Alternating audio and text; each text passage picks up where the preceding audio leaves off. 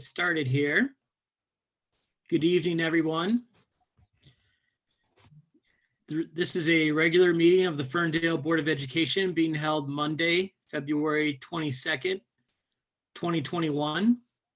It's being held in accordance with the Michigan Department of Health and Human Services orders allowing meetings to be held virtually. The meeting is called to order at 7:02 p.m. Roll call, Ms. Shepherd. Elturk. Here. Hart. Here. Abraham. Here. Latash. Here. O'Donnell. President Davison. Here. Thank you. Thank you. Agenda item 1.2, the Pledge of Allegiance. I will lead us in the Pledge of Allegiance. I pledge allegiance to the flag of the United States of America and to the republic for which it stands, one nation, under God, indivisible, with liberty and justice for all. That takes us to agenda item 1.3, the approval of the agenda. Do any board members have any adjustments they would like to make to the agenda?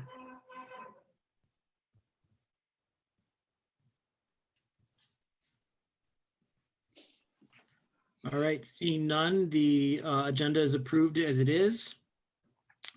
That brings us to agenda items 2, the Ferndale student representatives.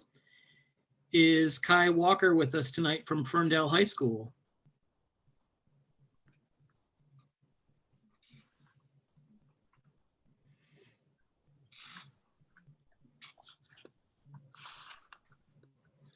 I don't think that she is. Is Jada with us from Ferndale High School?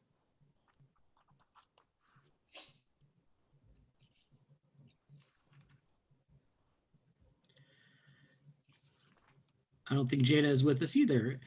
All right, let's move to University High School. Is Janae with us this evening?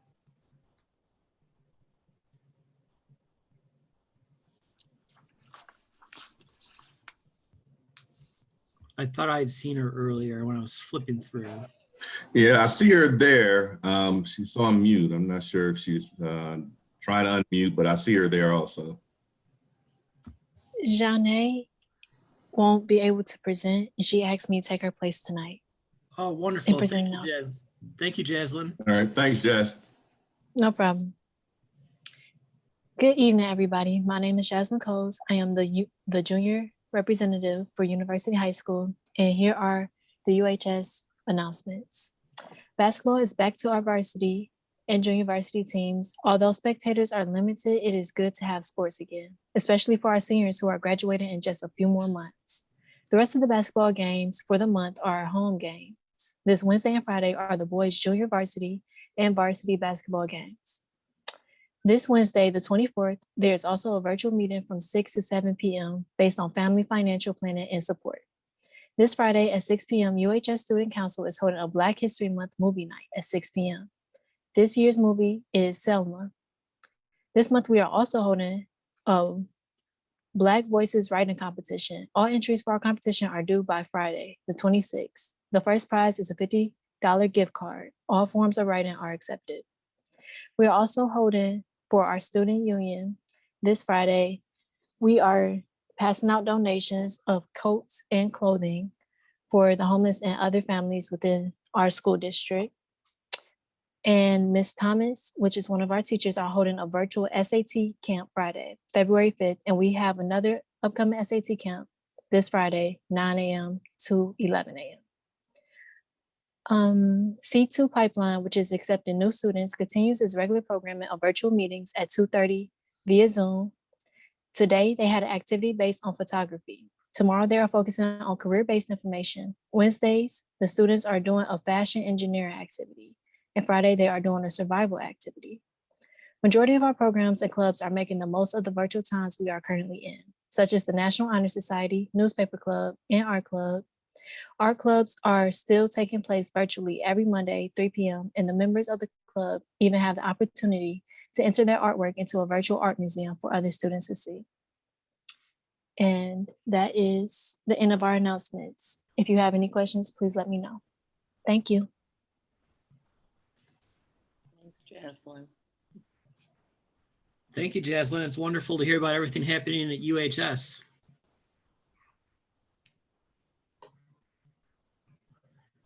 That will take us to agenda item 3, the presentation of the Superintendent's Excellence Awards.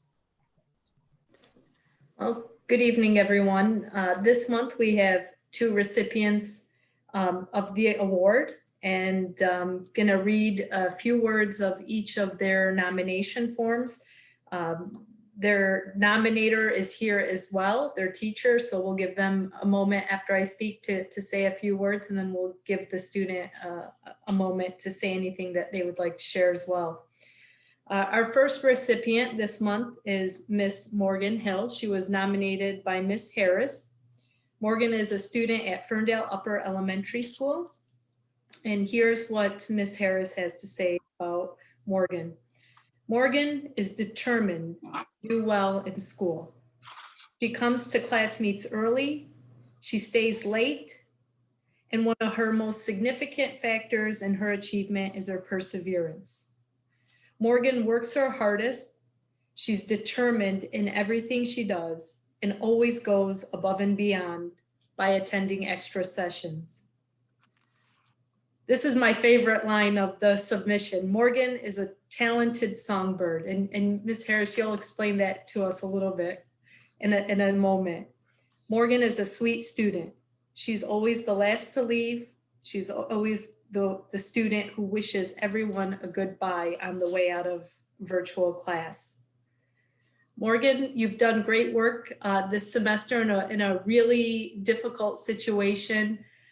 We appreciate all your hard work and all you do to make Ferndale a wonderful place to work and be a part of. And all of your efforts one day are gonna ensure that you achieve all the goals that you set for yourself.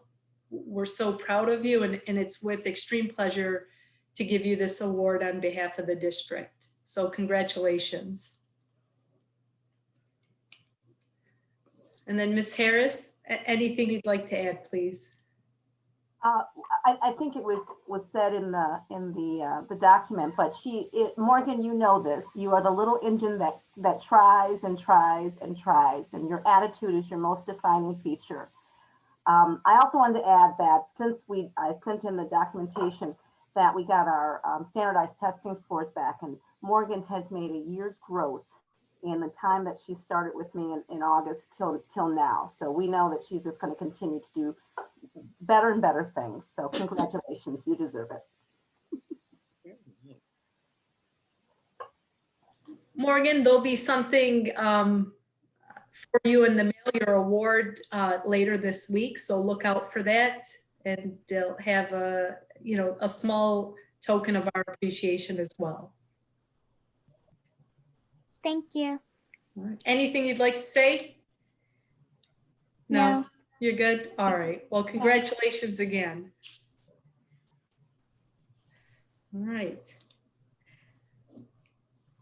Our next recipient this month is Mr. David Felkner. He is a student at TCEC and was nominated by Miss Erica Bauer. I'm going to share again a few words from his submission, from Miss Bauer's submission on his behalf. David is an exceptional student. Not only does he have near perfect attendance to every meet, but he is highly engaged during the entire class hour. He asks questions, communicates with other students, and turns in quality work. He makes discussion possible in a virtual format because he is always willing to participate and interact with both me and his peers. Every once in a while, you meet a student who is able to add cohesiveness and value to a class above and beyond the normal duties of a student. He brings a smile to the classroom and a can-do attitude to every meet. David is an integral part of making my virtual classroom a success. He is genuine, hardworking, and an outstanding role model at TCEC. David, we're so proud of you and the value that you add, not only for yourself, but for your classmates and for your teachers at TCEC. We're a community of learners, and we appreciate everything you do to enrich the classroom experience and just enrich our school experience. Reading this, we can't be more proud of you and wish you continued success on your educational journey. Ms. Bauer, anything you'd like to add? Because that was a wonderful submission. Yeah, I've had David now all year, and he really is an exceptional student. I've worked with him one-on-one. He's really vocal. He makes it feel like we're not online. I really appreciate it. It kind of gets the class going. So he's doing a great job, and I'm very lucky to have him in class. Thank you, Ms. Bauer. You're welcome. David, anything you'd like to share with us? Thank you for the whole Ferndale organization and things for accepting me to do this and all of that, and appreciate my mom for putting me in the school, and Miss Grant, Miss Linda Grant, everybody, and my whole family. So thank you. Well, it's our pleasure to serve you, David, and we are extremely happy that you're finding success with us, and we're going to be here with you along your journey. And your award also will be coming in the mail, and thank you for all you do to make Ferndale a wonderful place. Keep going, all right? Okay, appreciate you. Take care. Congratulations, Morgan and David. We're really fortunate to have you as part of our school community in Ferndale. That brings us along to agenda item 4, the Eagle of the Month. Dr. Bazzi, would you like to take this away? Yes, yeah. Again, this is our Eagle of the Month. This is for our staff member that we'd like to highlight each month for going above and beyond and just embodying the values and the mission of Ferndale Public Schools. This month's recipient is Ms. Kirsten Riley, who is our social worker at UHS. She was nominated by Mr. David Gardner, and I'm going to share a few words from his submission. Ms. Riley has worked hard for UHS students and families. She started as our school social worker last year and established strong relationships with our students. She has continued to establish and develop relationships in spite of not being able to see students in person. Ms. Riley has created a suicide ideation tool that will be implemented district-wide to support students in crisis and provide staff with clear protocols. She has also reached out to families in need and provided meals and other supplies for the holiday season. She is currently coordinating support for multiple families and teaming up with the UHS parent-teacher organization to expand the scope of work. Ms. Riley is first and foremost an advocate for kids and family. She is everything you wish for in a social worker. So I was really excited to see this nomination because in the short time we've had Ms. Riley, I think it's someone that everyone district-wide knows of. Everyone has interacted with her or know her in some way, whether it's at the central office level or at a building level. And that type of impact, especially during a pandemic year, is not easy. Also, I've heard from staff and families her willingness to go above and beyond for our students and for staff has been without fail. And so we appreciate all you do for our students. It's certainly visible and it's certainly having profound impact.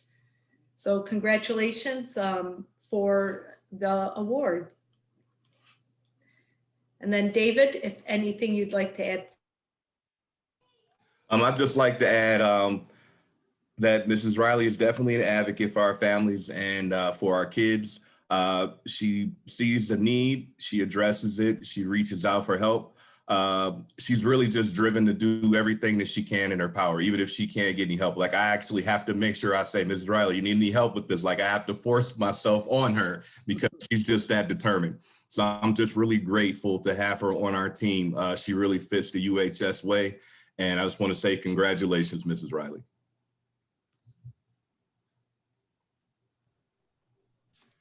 Ms. Riley, if you'd like to say anything.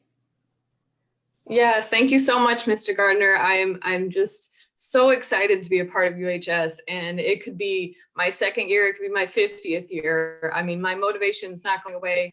The families are like my own families. This is my drive comes from my compassion and my understanding of what our families need. And this is going to be a continued effort. And I appreciate Mr. Gardner and Mrs. Patterson and the UHS PTO for supporting me, and of course the district supporting me and helping me with the initiatives that I determine based on the need of our families. And that's what it comes down to. I want our families to feel connected to the school and feel connected to the district. And that's what drives me, because I want the district to make those connections with our families. And if I have to be the advocate, if I have to be the gateway to that, that's what I'm here for. So I'll continue my efforts, and I appreciate it. Thank you, thank you, thank you so much. Congratulations again. Thank you. Thank you, Ms. Riley. We're really happy that you're part of the Ferndale community and working so tirelessly to meet our students' needs. Thank you. That will bring us to agenda item 5, the building presentation this month from TCEC. Mr. Carl Corey.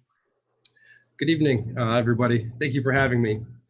I'd first like to say thank you for the opportunity to speak about Tri-County tonight. I'm humbled to be a part of such a great group. And on behalf of TCEC, we would like to take this opportunity to thank the school board and the superintendent's office for their support over the last year. As we all know, the COVID pandemic has not been an easy road for all of us, but with the support and guidance and leadership from the school board and the superintendent's office, we here at TCEC are thankful for that. So, and we look forward to moving ahead and working with everybody to successfully bring students back and move on.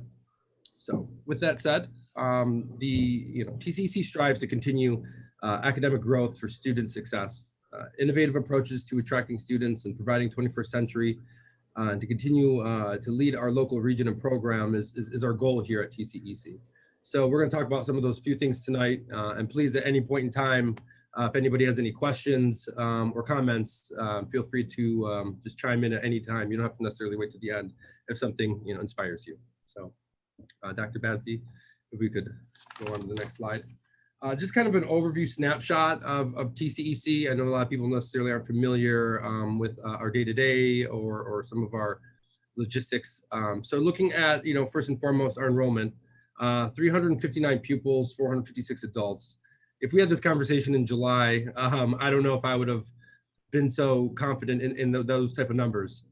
But looking at that now, over, halfway through the year is a real testament to our staff, teachers and academic advisors on building that relationship with students to be able to retain so many students, and also our program to attracting more. So 359 and 456 is, a total of 815 students is well beyond what I thought we would be during this pandemic. So it's nice to see that.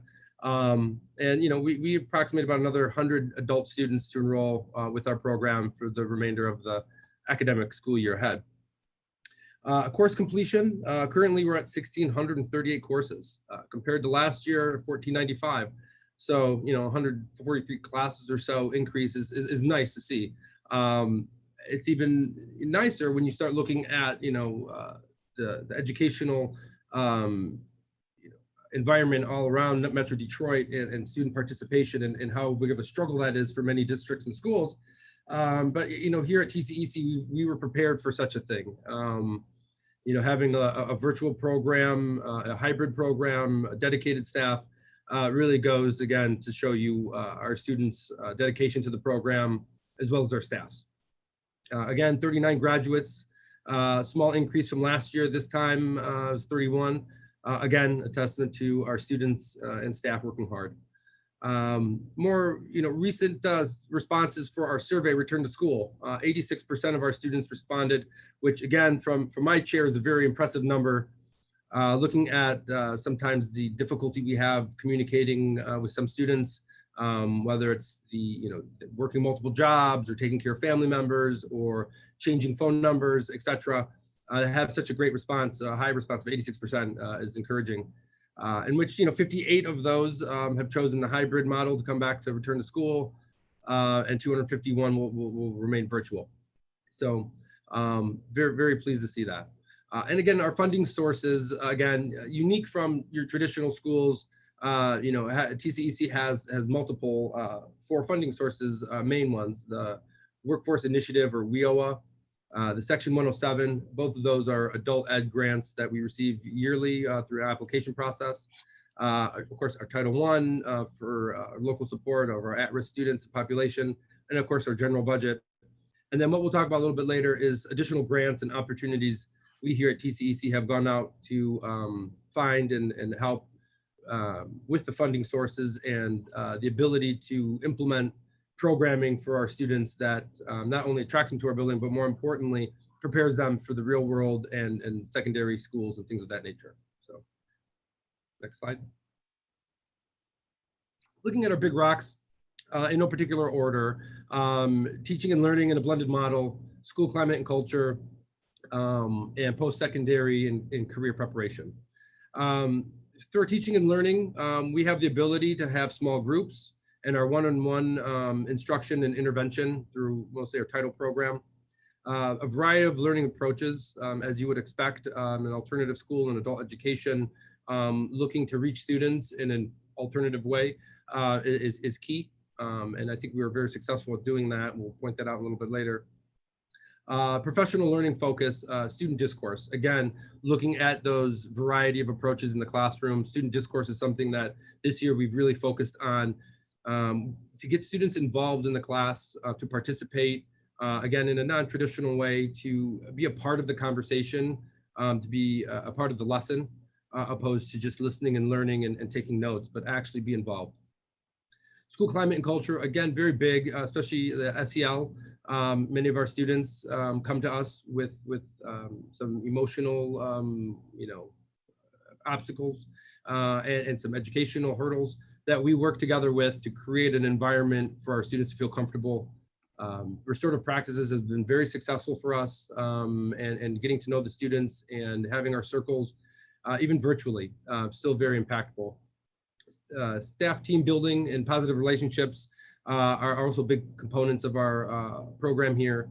Our staff has come a long way over the last few years on building that culture, not just for ourselves as employees, but also for our students.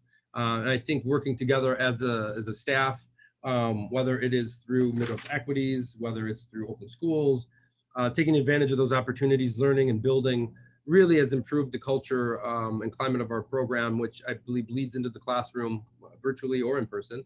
And students, I think, respond to that. And then again, our relationships with our students and families is big for our success and retention of students.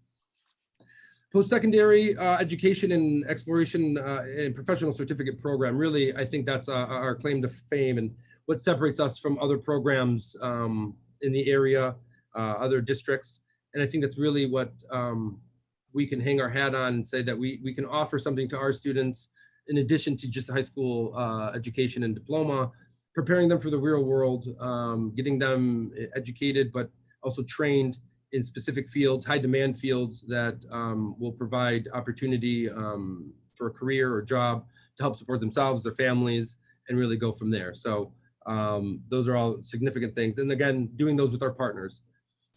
A program like ours, being a community program with our adults and our alternative students, having those partnerships to build and be able to influence what we're able to provide our students goes a long way.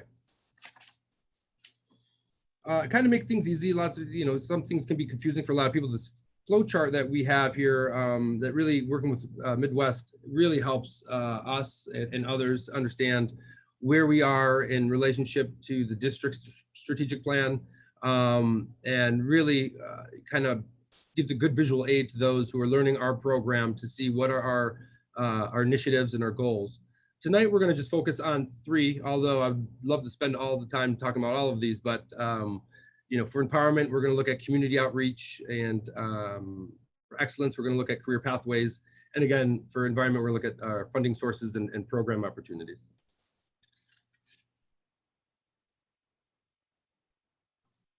And empowerment. Objective, educate our community on all programs and opportunity offerings with Ferndale Public Schools. First and foremost, our advertising. I think this is big for us because our advertising is honest and it's true. And we are able to communicate and provide the community with who we are as a school. Bill Good and Jason Nauman do an excellent job working with us here on the advertisement end of things. And I'm glad to hear that Bill will be sticking around a little bit longer.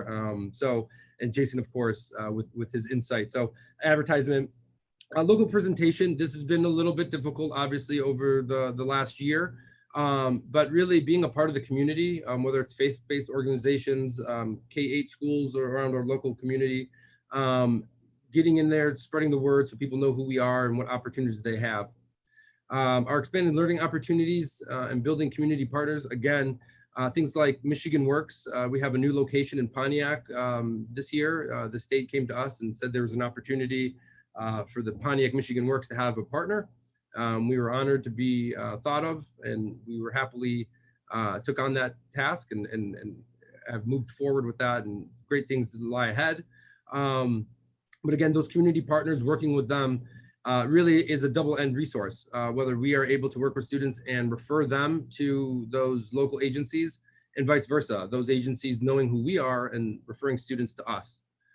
The implementation of a career education, again, the MedCert, ServPro, et cetera. We'll talk about that a little bit in a second, but again, preparing students for a professional future that they can, in a high demand area that they can participate in, provide for themselves, their families, and put their education to use as well as their skills. And then community outreach, again, a little bit difficult over the past year, but again, something we are very proud of here, our beautification of school grounds. Last year, we formed committees. One of those is the Beautification Committee, who has done a great job inside and out of the school, and being a part of the community and making sure the gardens have fresh flowers and plants and the hallways are decorated. So kudos to the Beautification Committee. Hosting local community programs has also been very big in the past, and we look forward to doing that again in the future, where students and families have an opportunity once a month to come to the building and have access to resources, whether it is medical screenings, employment, virtual job fairs, etc. Again, looking forward to doing that in the future. Excellence. Make certain that all students are placed in programs based on their interests and readiness levels that provide equitable opportunities for achievement and growth. Really looking at our career pathways, our career coordinator and counselors do an excellent job, not only providing resources for our students and families, but also working with them on, getting resumes or applications to whether it is a career professional job or just a job, an hourly job, whatever the student is looking for at their point in life where they're at, meeting them where they are, getting them ready for workforce readiness skills. It goes a long way with who we are as a program. Also the opportunities that you can see. And again, working with such big players like MedCerts and ServPro, and of course, Michigan Works.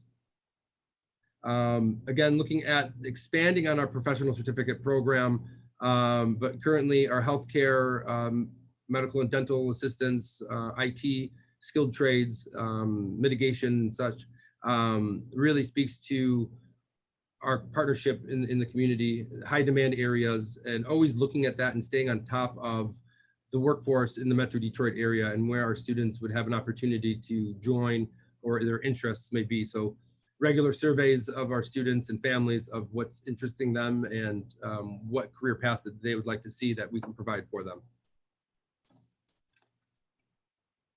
An environment. Maintaining fiscal responsibility. Now, typically, I'm not one to talk finances. I usually leave that up to Nancy. And definitely, if my wife was here, fiscal responsibility would not be something that she would say is, something I rise to. But luckily, we do have a strong central office and finance department.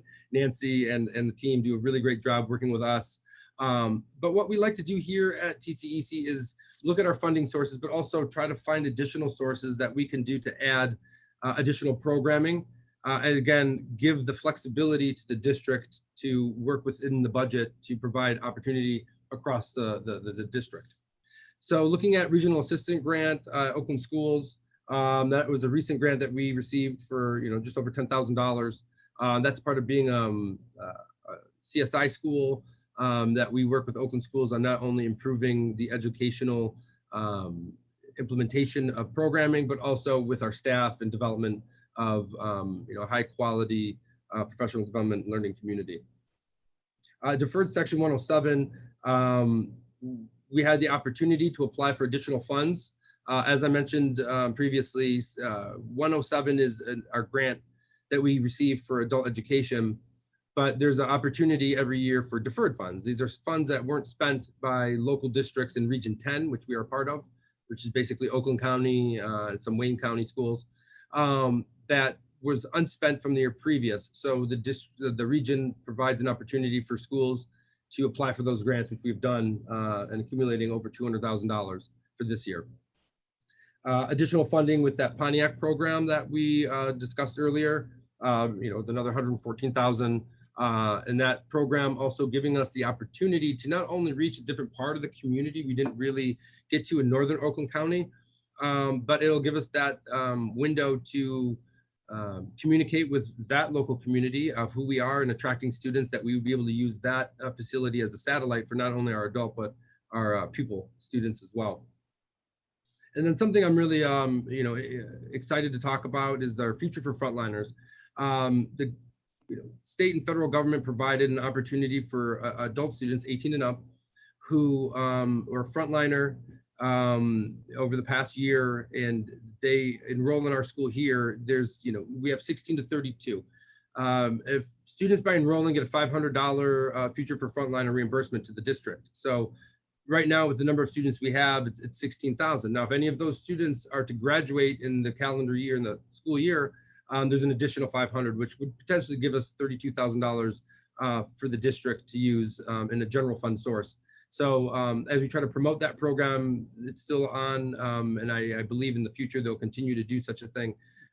So really getting students enrolled here who are part of the front line, not only for us, but for them as well, and creating those opportunities.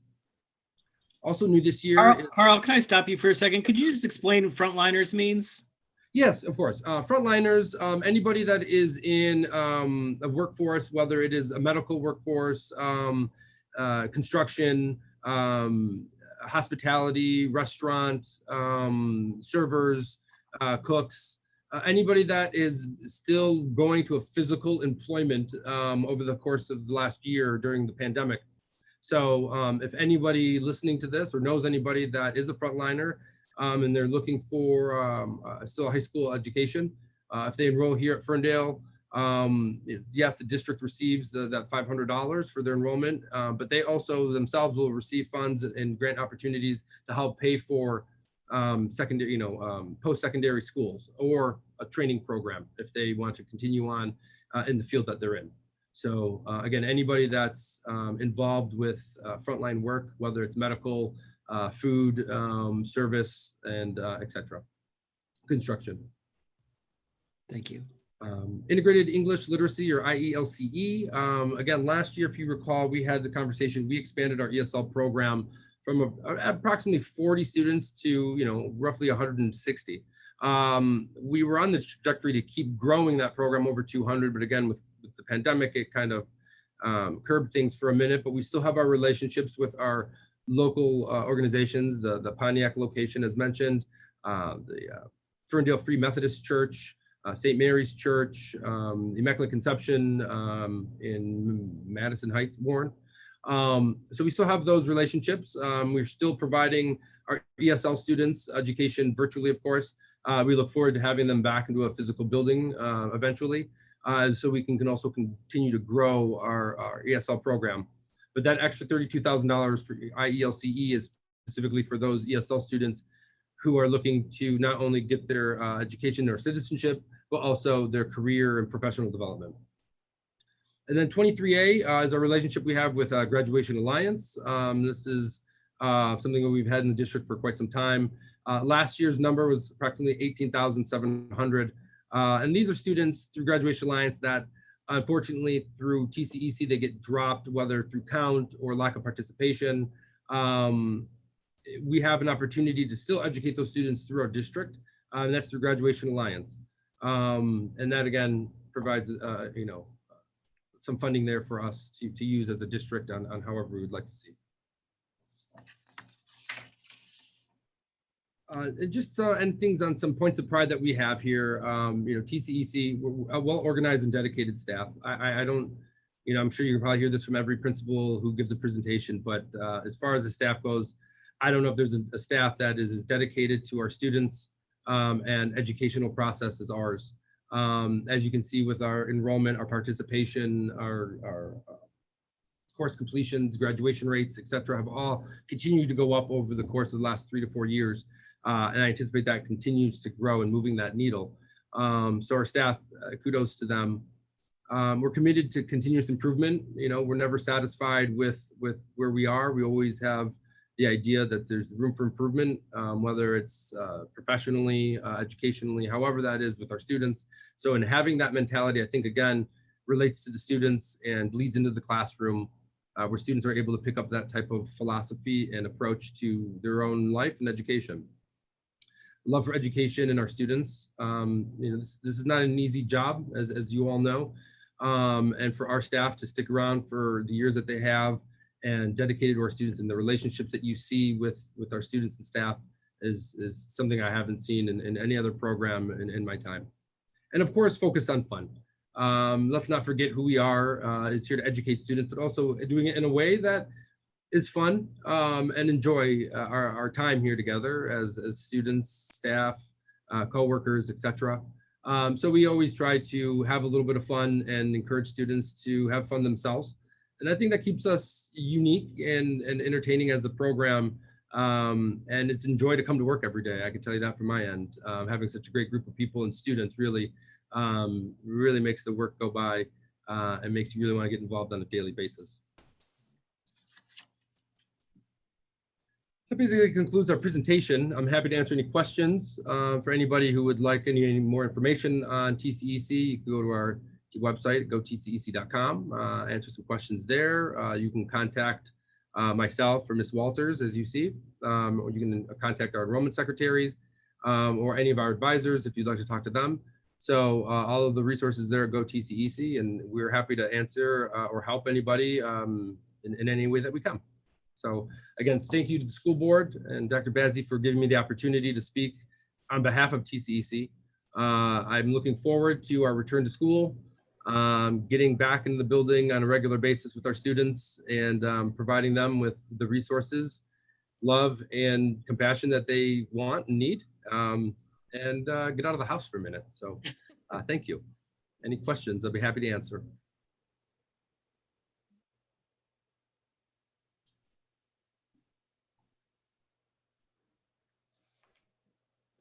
Okay. Well, Carl, thank you, though. We really appreciate how you and Ms. Walters have really taken the strategic plan and the work that we've done with Midwest Equity and really intertwined it into the work that you're doing. You guys continue to be innovative in terms of how we deliver instruction, how we engage students, enrollment, all of the things that are important aspects of your work. So we appreciate that even in a pandemic year, we've been able to rely on your steady leadership. Thank you.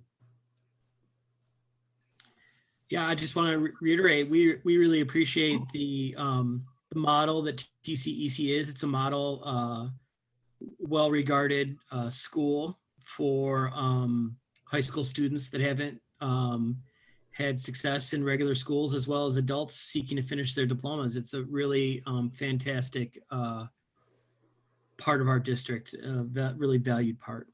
Thank you. We're honored to be a part of it. Thank you. That will take us to agenda item 6, the March 2020 bond update. All right. This evening, we will be sharing a bond update as in our action items, we'll be asking the board to approve 2 of our bids as it relates to the March 2020 bond work. This evening, we have a couple of our architects from GMB, Doris Gross and Tom Vandergrind. We also, I saw we have our superintendent for construction, Andy Birch from Clark Construction as well, and Jamie Stylermeyer, our director of operations and facility, will help us go through with it.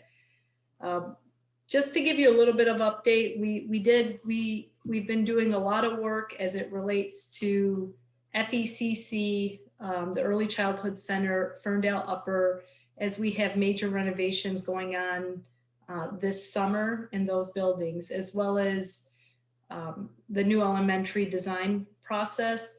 So we're going to go through and provide the board an update. We did share this update with the Citizens Bond Committee who helped us pass the bond in March. We did a little bit more of a detailed presentation to them. For the sake of time, this one's a little bit scaled back, but we'll give you a good idea of the process we've taken and kind of where we're at leading up to this point. So as we head into the FECC renovations, I'm going to hand it off to Doris from GMB. Yeah, good evening, everyone. So here's just a quick overview over the construction documents that we have completed for the summer construction work for FECC. So the scope of work for FECC includes a secure entry vestibule. We also renovated we're going to renovate the new main office, including a health room, and then some staff offices off of the media center.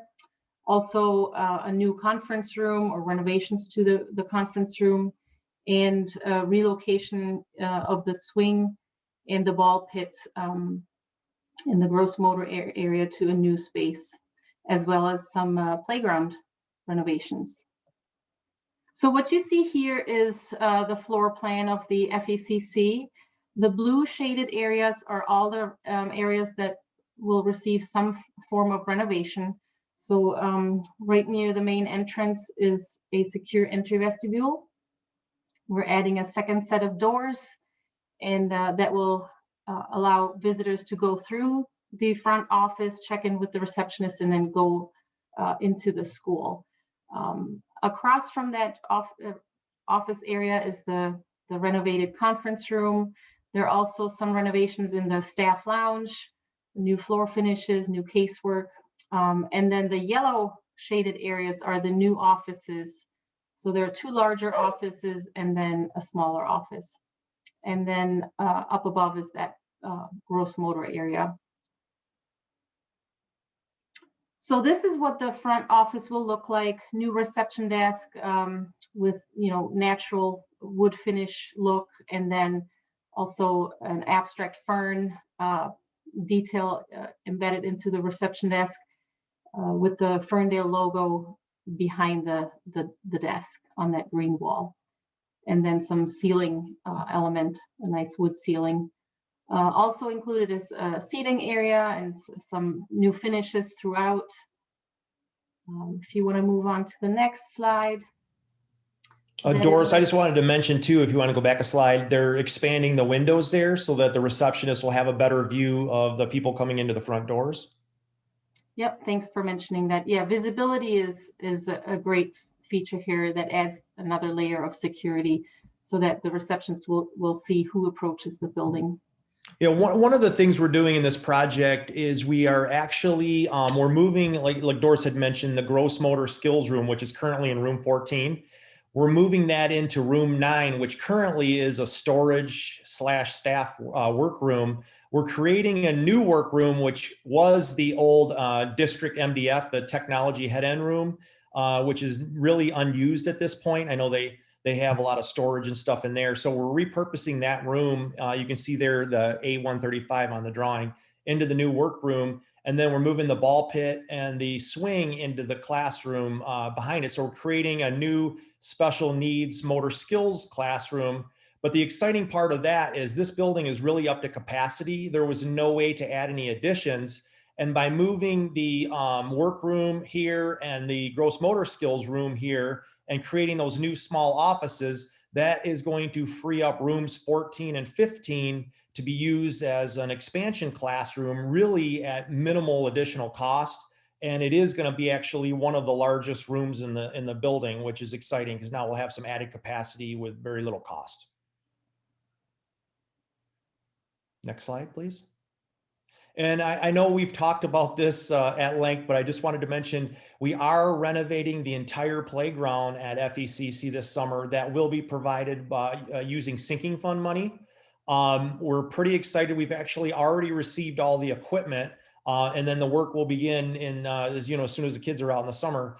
But it's very exciting. We're getting all new play structures. We are getting, as you can see there's that large shaded area, which is actually going to have a whole music classroom underneath it and tables and seating. So it'll be like an outdoor classroom area, which we're excited about. Another nice feature of this, and it's hard to see on this drawing, but we're actually going to have trike paths that encircle all of the play structures all the way around that whole playground.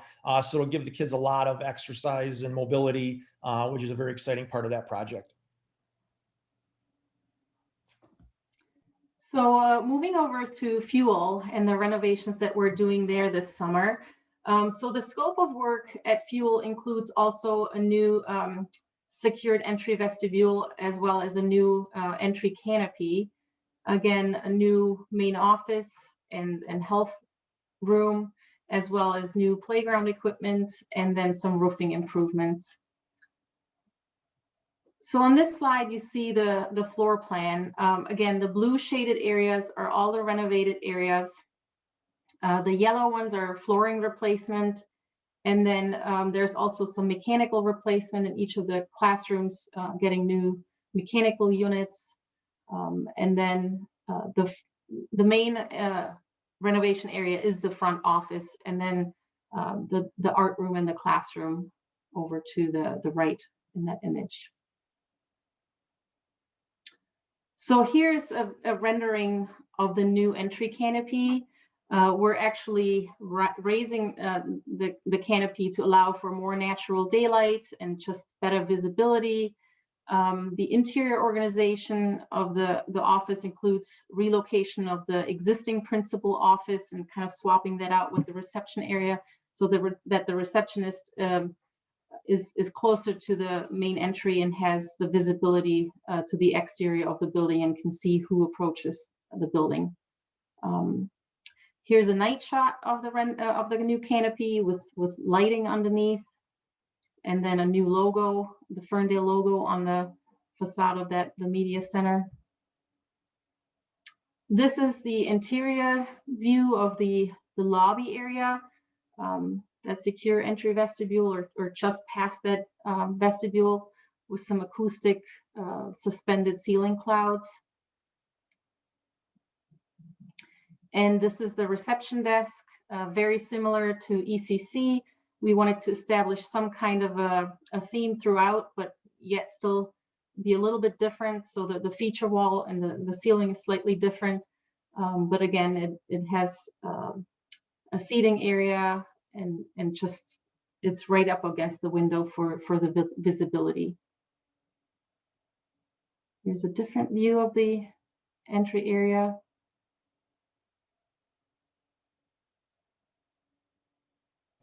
And then we're also doing some playground renovations. And I guess the exciting part here, and I'll let Jamie talk to this, but the students got to vote on their favorite playground structure that they wanted to see. Yeah, GMB put together this slide, and Katie sent it out to all the students in the building, and they voted on the Mobius climber. So that's actually the structure that's going in.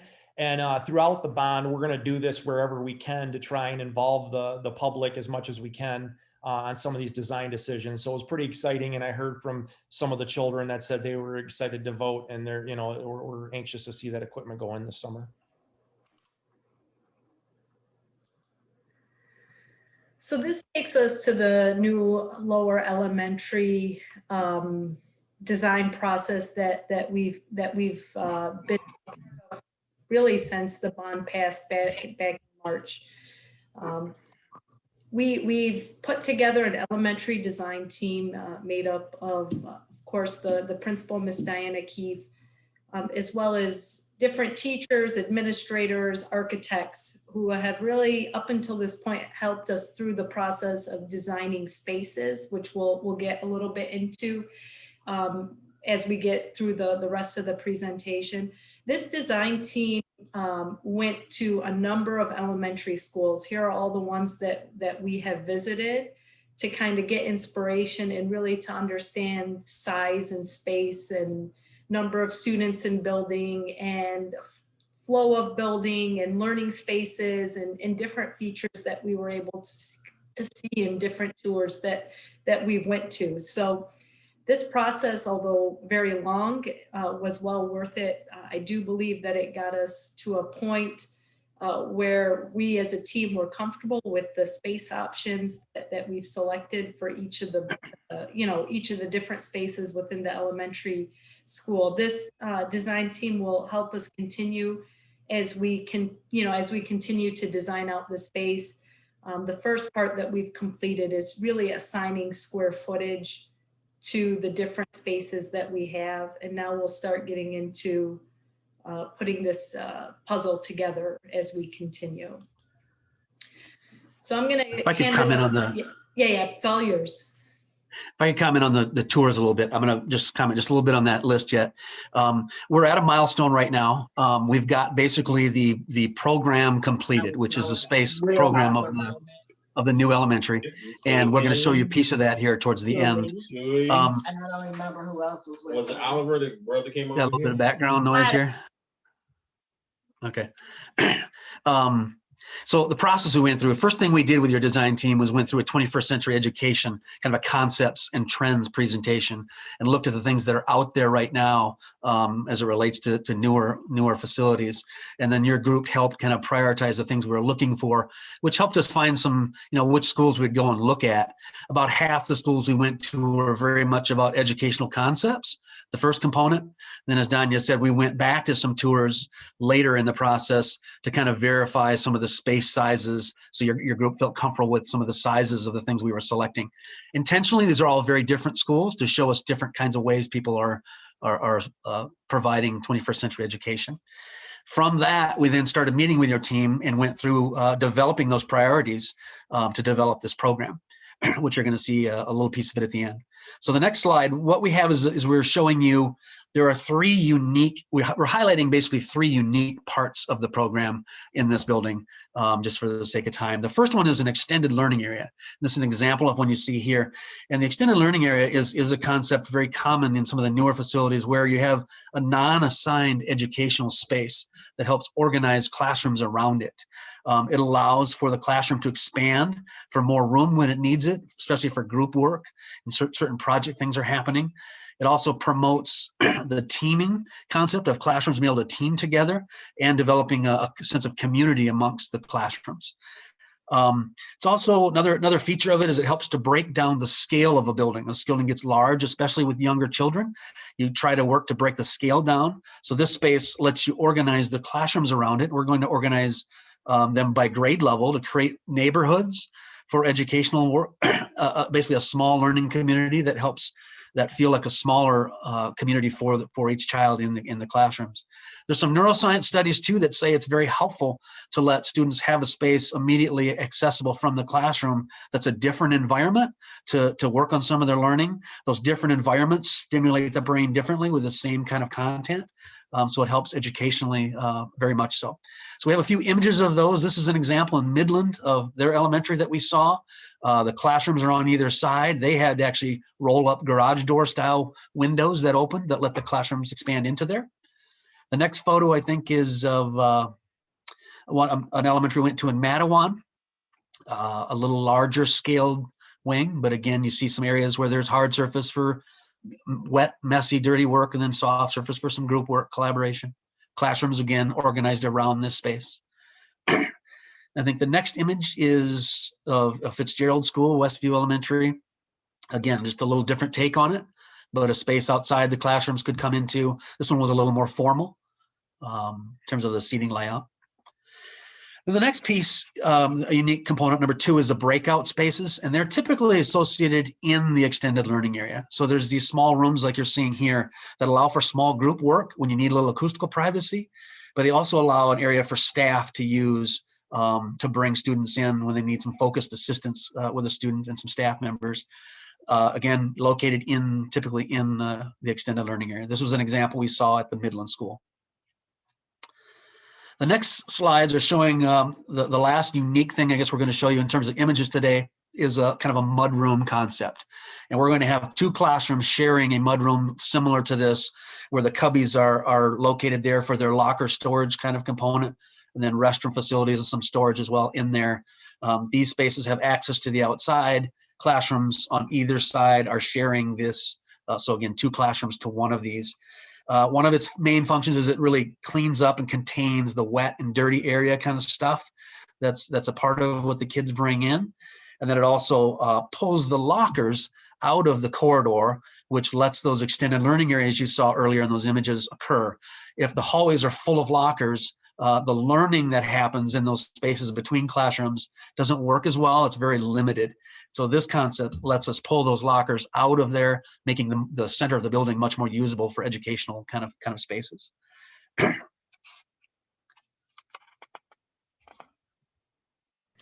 All right, so just a couple of a few highlighted differences between our current Ferndale Lower and the new Ferndale Lower. Currently, our Ferndale Lower sits at about 54,000 square feet. The new building will be at about 90,000 square feet. We currently have about 3.5 acres at our current site. Hopefully, once we are able to get the deed restricted lifted, we'll have about 11 acres at the new site. If not, we will still have 7 acres at the Casa site, which is still, hopeful we'll get the 11. At the current Ferndale Lower, we have a gymatorium. Again, no separate cafeteria gym, and the new one will have a very spacious cafeteria and gym that can be multi-use spaces. Currently in our K2 building, we do not have bathrooms inside the classrooms. Here, not only will we have larger classrooms, but we'll have mudrooms and restrooms in the classroom that will be tucked away. We have, as you know, we have very limited parking and very difficult traffic flow at the current site. And at the new building, we'll have those extended learning spaces that we currently don't have in the current building. So some significant improvements.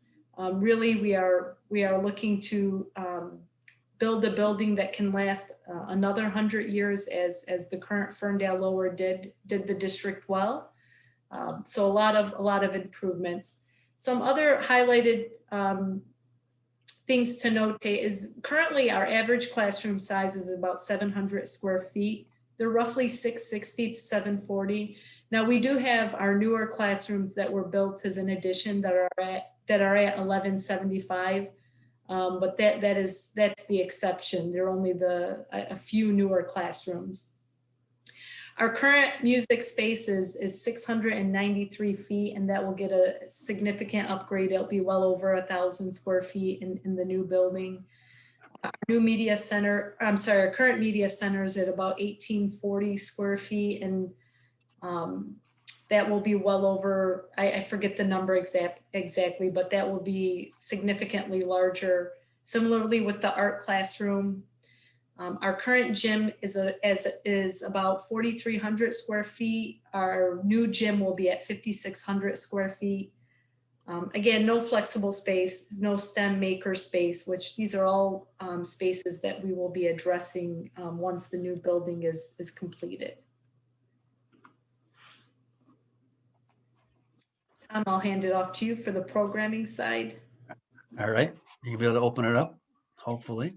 So what we're going to show you is just a few sheets of this, but what this is a program of the new elementary.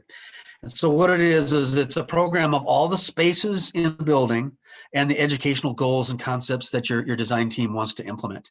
What it lists, basically the document in its entirety, is basically quantity, quality, and relationships. So it's the quantity of spaces. What are all the spaces in the building? How big are they? The types of them. And then the quality, sort of details and functions of those spaces. And then relationships. Which spaces should be next to each other? Which spaces should not be next to each other? Those kind of things. That's the entirety of the document. But that's a huge milestone that tells us we've gotten the spaces or the puzzle pieces, as Danya talked about, ready to go. And then we'll be moving into the next phase, which is schematic design. So this first sheet you're looking at here is basically a table of contents of all the spaces in the bigger buckets. It doesn't list all the tiny spaces within those, but all the spaces in the building. So the first one on the top, those first three are the classroom spaces, the multi-use learning environments. There are separate square footage allocations for the kindergarten spaces. Those are a little bit larger than the first and second grade classrooms. Then the first and second grade classrooms are listed there. And what you're seeing is program square footage. That's the total square footage for those components. Teaching stations is the TS listed there. That comes on down to the total square footage at the bottom. After the classrooms is the extended learning areas. That's some of the photos we showed you, those spaces that help organize the neighborhoods. Within those are the group areas and those breakout spaces, which are identified in more detail in other sheets behind here. The next grouping in there are some of the specials in the building. There's a special education component, has self-contained classrooms, resource rooms, sensory rooms, et cetera, other components for the students. Then a separate art room, separate music space.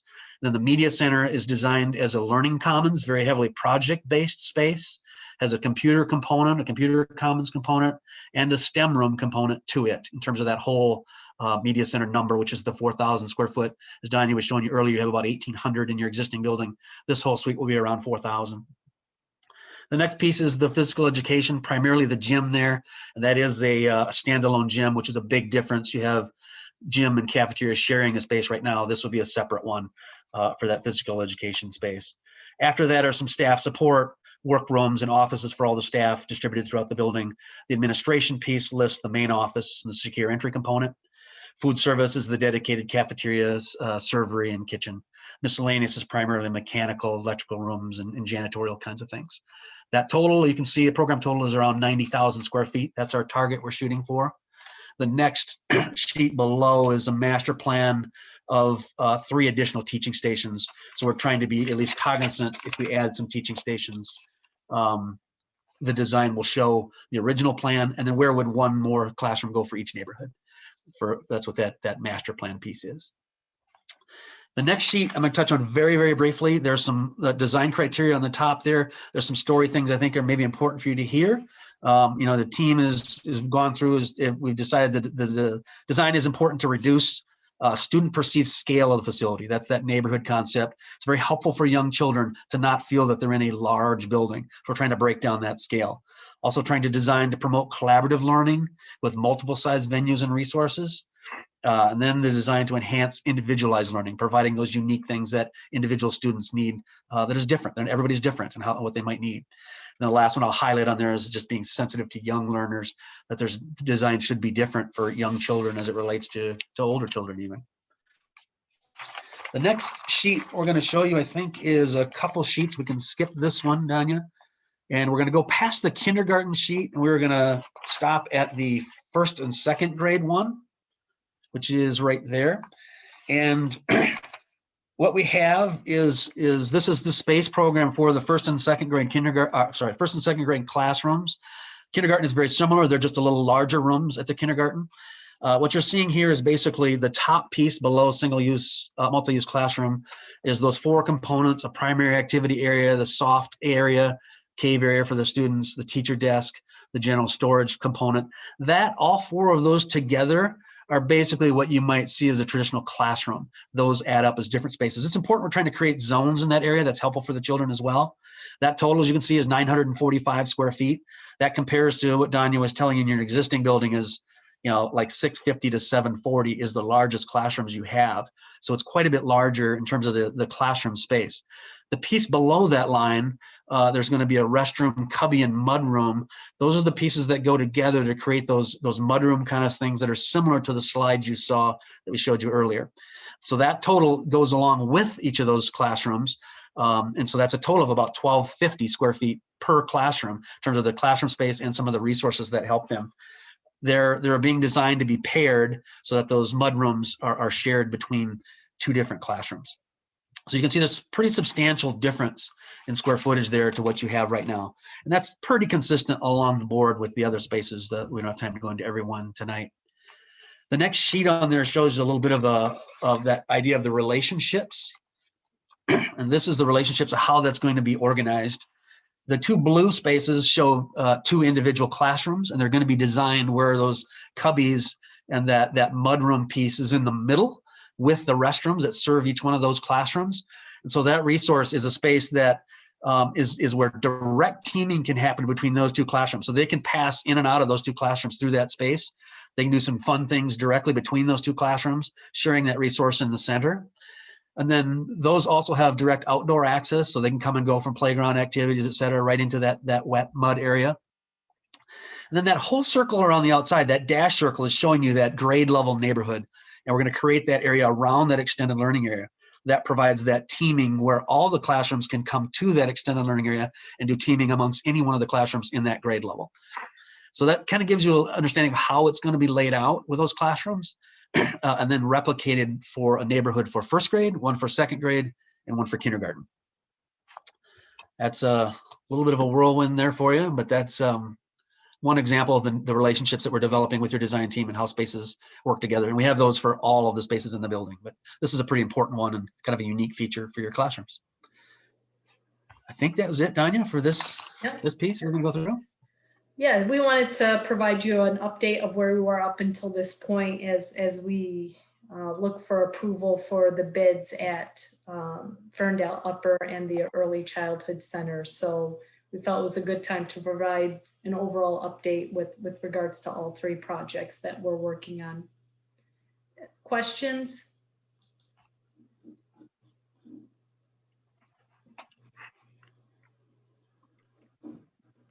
The master plan future phase, is that something that we're doing as what we would possibly currently build, or that's a talk of we would build something and then this would be the ability to build on later? The second, yeah. Okay. It's like 20 years down the line, 10 years down the line, was there any thinking of if there was a need for 1 additional classroom and how we could build this building in a way that would be easy to add on? So like at Ferndale Upper, very easy to add on a classroom if we ever needed to. And you could easily do that via a sinking fund. You might not necessarily need an enormous bond. But again, it's just planning for the unknown. I think it looks really good. Lots of good thoughts going into it from the kids' point of view. I like the voting, getting the kids involved in that. Give them something to be engaged with during COVID. I like the Mobius strip. We'll give it a go once it's installed. I'll go over there and fly around and break a hip or something. Break it in. Other questions? Oh, one other thing, Jamie, the vestibules, beautiful. Good. You like the fern? The stylized ferns, classic. Doris and Tom were listening. Well, it's beautiful.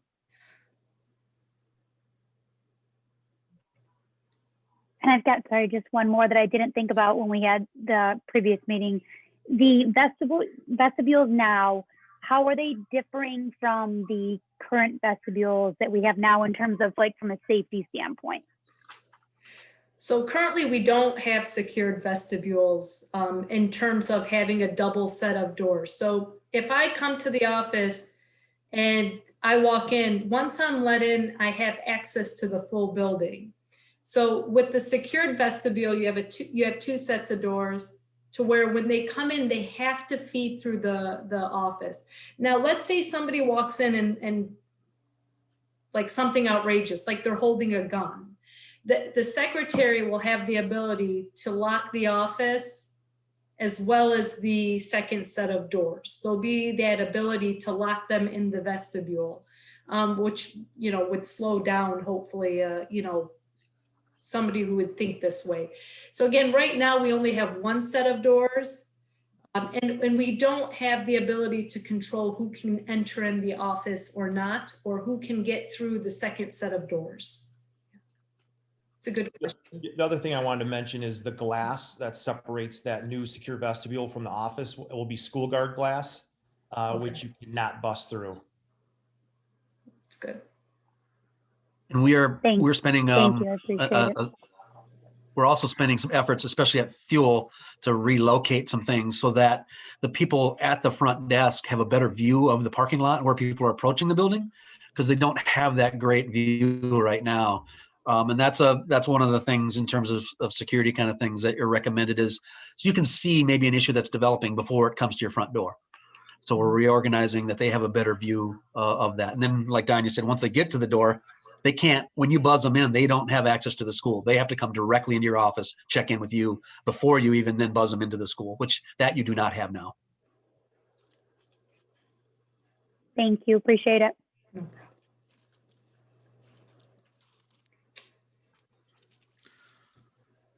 All right, well, thank you for that presentation and all the work that's being done.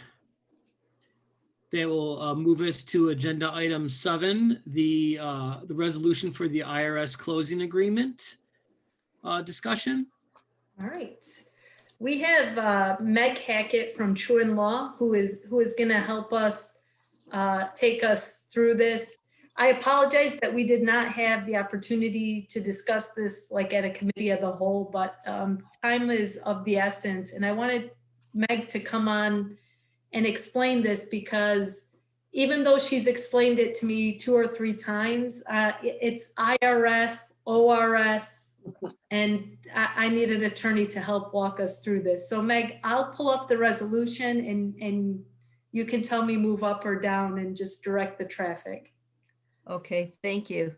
Although I have to object, having following your exciting TCEC program, and then you have all these wonderful building renovations, and I'm like, okay, I'm going to talk to you about tax treatment of contributions. So I just want to note that, Danya, placement on the agenda. I'm sorry, I wanted to make sure that we didn't make you wait till the very end, but I'm sorry.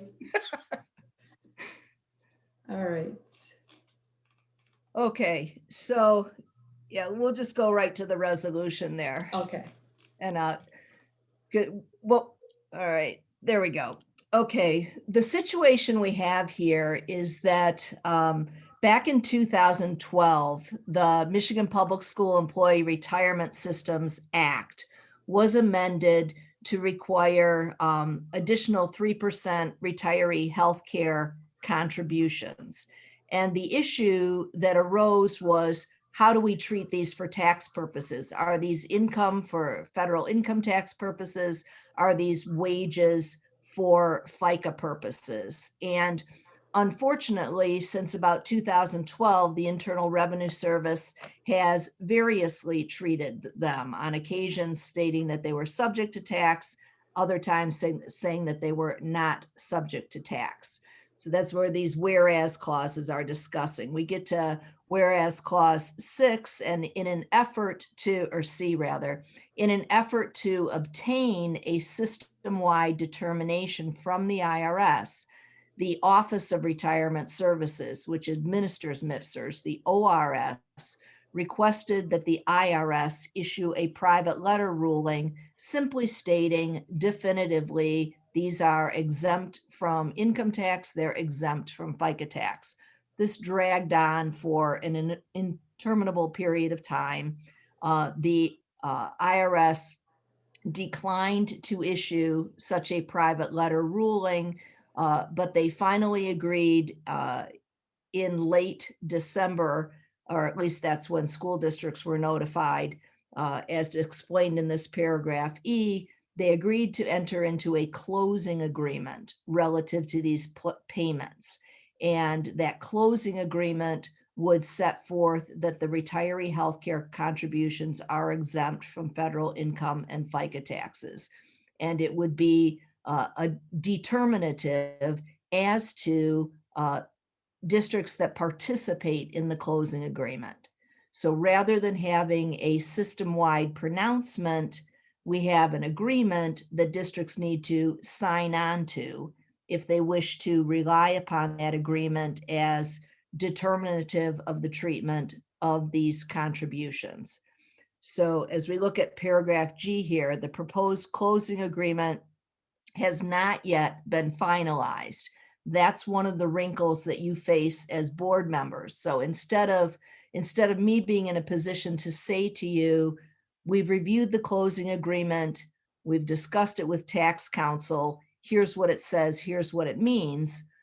All we have at this point is a letter from the Internal Revenue Service to Office of Retirement Service Counsel, which is a gentleman named Alan Wilk from Dykema-Gossett, stating that this closing agreement will have 3 paragraphs, 3 operative paragraphs. 2 of them will speak to tax treatment, that this is not income and therefore not subject to income tax, not wages, and not subject to FICA tax. The 3rd of the operative paragraphs has to do with the responsibility of districts that withheld tax to issue corrected W-2s so that overpaid tax can be refunded. I've been advised that Ferndale did not subject these payments to tax. So you treated them as exempt. You treated them the way the IRS is stating that they ought be treated. There'd be no overpaid tax to be refunded. So really only 2 of those 3 paragraphs should be operative as to you, because the 3rd has to do with recovery of overpaid taxes, which does not apply to you.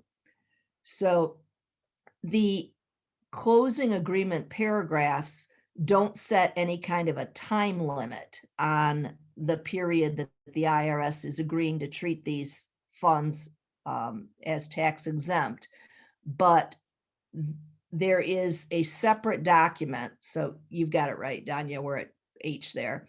So there's a separate document, an IRS Form 2848, which is effectively a power of attorney document that would authorize Attorney Wilk to sign the closing agreement once finalized on behalf of any districts that determine to join in the closing agreement. For reasons that have not been explained, that IRS Form 2848 includes the periods tax years 2013 to 2026. We have asked whether or not it's the intention of the IRS to revisit the tax treatment of these contributions after tax year 2026. ORS has advised that that is not the IRS's intent, but they have also not explained then why we have a 2026 end date on the closing agreement. But that is yet another wrinkle. So what the IRS letter said to the ORS was, any Michigan school district that wishes to obtain the closing agreement and be able to rely upon that document as dispositive as to tax treatment has to execute the Form 2848, authorizing Alan Wilk to sign the closing agreement on their behalf, and submit a $3,000 user fee. The user fee, Office of Retirement Services has agreed to pay from MIPSR's funds. So that is not something that would come directly from the district. It would come through Office of Retirement Services from the MIPSR's funds. So, and then only those districts that are signatories can expressly rely upon the agreement. So I think we can kind of zip along here, Danya. We just explained some of the issues with questions that have not been answered through through the back and forth. So, okay, let's go right back up if we could to right there. Okay, so this form 2848, Alan Wilk is an attorney, and he is representing Office of Retirement Services and one named district that had sought the private letter ruling. ORS and Alan Wilk are taking the position that Alan Wilk is just acting as a signatory for districts, that he's not acting as your counsel and advising you whether to sign or not. While that's true, he is going to be the only person who actually gets a chance to see the closing agreement before it's signed. Our firm hasn't been at the negotiating table. We haven't seen the closing agreement. It's going to be finalized between Alan Wilk and the IRS, and he would be the signatory on your behalf. For that reason, we've recommended that if boards wish to sign on to this agreement, that you do so through a resolution, which is why we prepared this resolution, because when you get to the whereas clauses, or I'm sorry, when you get to the now therefore be it resolved clauses, we speak to the authority of Alan Wilk to sign on your behalf only if the closing agreement that the IRS presents to him comports with the assumptions and understandings that you've been led to believe up till now, because you will not be given an opportunity to review the document before he were to sign on your behalf. So originally, Office of Retirement Services had set a February 5th deadline for these forms to be signed and submitted, but there were so many questions submitted that they moved the deadline back to March 1st. There are still many unanswered questions, but for those districts that may need to seek refunds of overpaid taxes, it really needs to get resolved, because April will be another deadline in terms of periods of limitation expiring. So let's see where we're at here. This really has to do with the refunds, Danya. So OP and Q don't apply significantly to your district. So your administration has performed its due diligence, and as explained in that paragraph T, based on its due diligence, you've determined that you've treated the 3% contributions as exempt from both federal income tax and FICA tax dating back to 2010, that you have no protective filings or other action that you need to take to recover overpaid taxes, because there haven't been any.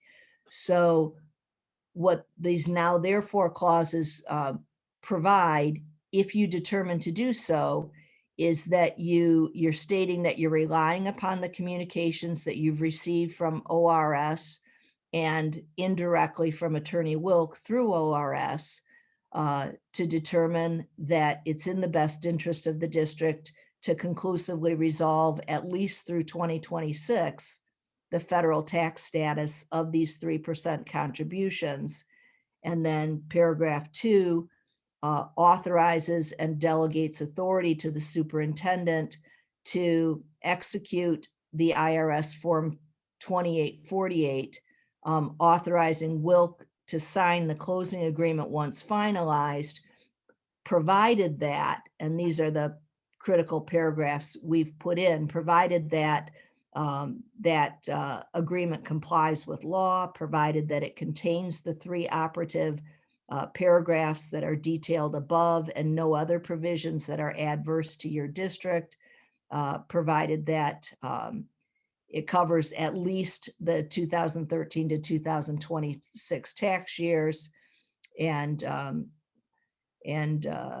that it doesn't impair any protective claims as to those districts that have such protective claims,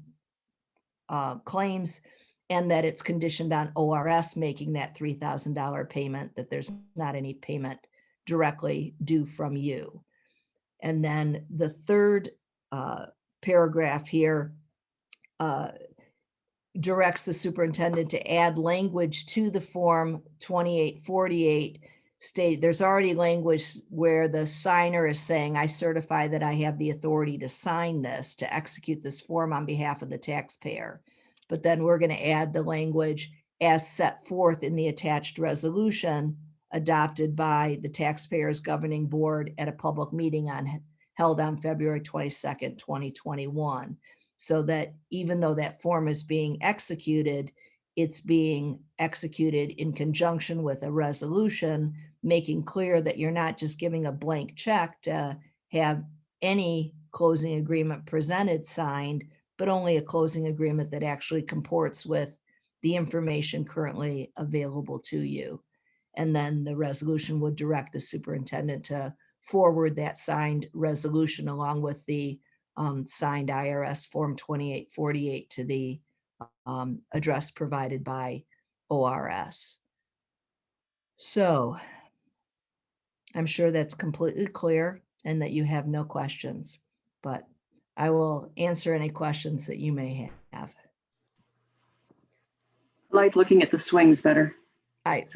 As did I. But that was riveting. Thank you. Riveting was the word that came to my mind as well. So I think, and Meg, please correct me if I oversimplify this. Okay. We always treated the payment as exempt from taxes. So that's why we really thought that at first we thought we don't need to sign this. Like we've never used it. No one's going to be trying to get funds back. But it's almost like, give me $3,000 for your password, and then I'll give you your password. So to ensure that our employees nobody comes back and says, well, we've changed our determination. You owe us taxes on those years since 2012, right? Or however far they can go back. You owe us money on this because that was exempt and we've now determined it not to be exempt. So it's almost one of those things where, you know, Meg said though, do we really believe that the IRS is going to administer the tax code two different ways? So if you paid the $3,000, we're not going to come after you. But if you didn't pay the $3,000, we're not going to come after you. Right. Probably not, but we don't know. So it's not like me taking a personal risk with my own finances. That's taking a risk with district employees, where it's almost like to make it go away, you pay the $3,000 and you sign the agreement. So ultimately, Meg said, this is a board decision. So this is the one I get to say here. But ultimately, if you ask me deep down, what do I believe? I would probably say we signed the agreement, pay the $3,000 and ensure that it can't come back onto our employees. But it is a really peculiar thing. We're signing something, we don't have a closing agreement, but that's why we have Meg tying the resolution to the facts stated in the resolution, so that if something comes back, you know, ludicrous, Meg, we can come to Truett and say, hey, this isn't what we agreed to. So it's a very peculiar case, but it's one of those things that doesn't feel good because I don't really want to pay the $3,000. Because even when they say the MIPSers, those are our savings. Those are employees who didn't hit the 10-year mark, left the profession. It's money we've paid in as a district. It's our funds. So they're just using our savings to make us pay it, but saying, oh, it's not impacting you in this fiscal year. But what is the proposed purpose?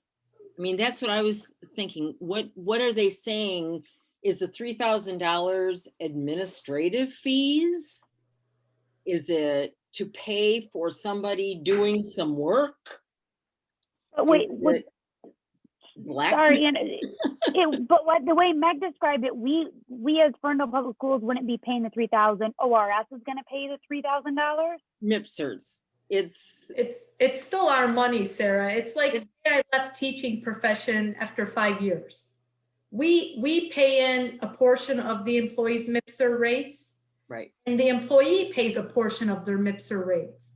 So if they leave and cash out, there's that money that we paid in. We should be getting that back. So they have a pot that continues to grow. It's like they're holding on to our own money, but yes, we won't feel it in terms of our financial accounting this fiscal year, but Yeah, we're not writing a check for it. no, we're not writing a check, but make no mistake, that's Ferndale Public Schools' money. It's Well, just it's like money, not getting our money that we would never get back. No, you do get back. You can use some of those costs to pay your MIPSers rate. Right. It was just a weird Yeah. thing when it happened to teachers, and that money sat in limbo for a long time. That was when we were paying money. We were paying towards healthcare, or towards the healthcare without it being a choice. Right. They said, do you want the choice to pay the 3% to keep your healthcare when you retire? Right. We got the money back for those years, but the only thing illegal was they didn't ask us. If they just asked us, then they could. So, you know, most of us are still paying that 3%. Exactly. Yeah. But I just don't understand what that 3,000, it's like. Oh, that it's called a user fee, and it's assessed by the IRS because in theory, the IRS is issuing a determination that is benefiting particular taxpayers, not taxpayers as a whole. And ordinarily, like, you may have businesses on occasion will request a closing agreement from the IRS on a nuanced tax issue that's specific to them. And they may have to pay a $30,000 fee to get that, because you're using IRS attorneys and others to develop that document. Here, they agreed to a reduced per reporting unit rate, but it could still be a very large rate depending on how many of the 700 plus reporting units in the retirement system sign on to this. So it's every school district that's doing, who goes along with this, is putting out $3,000. Right. It's each of their school districts, community colleges, some of the universities still have, not many, but some still do. So all of the reporting units that wish It to still makes sense to do it. And that's where you're caught between a rock and a hard place, because I mean, I don't specialize in tax law, right, but I have heard from tax counsel, and I've heard from auditors statements that actually lead to different conclusions. On the one hand, they'll say IRS would have a very difficult time justifying treating similarly situated taxpayers' dollars differently when they're coming from the same pots, going into the same pots for the same purposes. That would be a real uphill climb for IRS to treat folks differently. But the fact of the matter is that for a number of years, the IRS has treated folks differently. Did do that, yeah. So you've got, that's kind of cold comfort to say, well, that shouldn't happen. And then on the other hand, you've got this closing agreement that says it can only be relied upon by those that are signatories to it. So you're looking at it going, as a district, you're saying, we have treated this as tax exempt since at least 2010. We're going on, 11 years of treating this as tax exempt, and nothing adverse has happened to us. Why should we sign on? And that's a justifiable position to take. But on the other hand, as Janya explained, it's an insurance policy. It's basically allowing you to know that the IRS isn't going to go back X number of years, at least through 2026 and probably beyond, and question your employees' tax liability and question your FICA, employer FICA tax liability. So it's basically an insurance policy. And I can imagine boards landing on either side of that equation, saying, I'm not paying for that, or that's a small price to pay to know that this is done for a while. And that's why it really is a board decision. So if we look at it as an insurance policy, that's potentially the way to make that bitter pill easier to swallow. Yeah. And I would have to think that if we didn't sign it, and if for some reason the IRS did say, hey, y'all didn't sign up for this one, so we're going to treat it the exact opposite way that you did, we would probably be spending a lot more than $3,000 to correct that at that time. Right. Yes. I think that's right. And that's basically Danya and I, when we were talking about it, we said this is one of those situations where the likelihood of the IRS taking a different position on this seems infinitesimally small. But if they do, the challenge to you and your employees is quite great. And so that's, you've been put between a rock and a hard place. Yeah.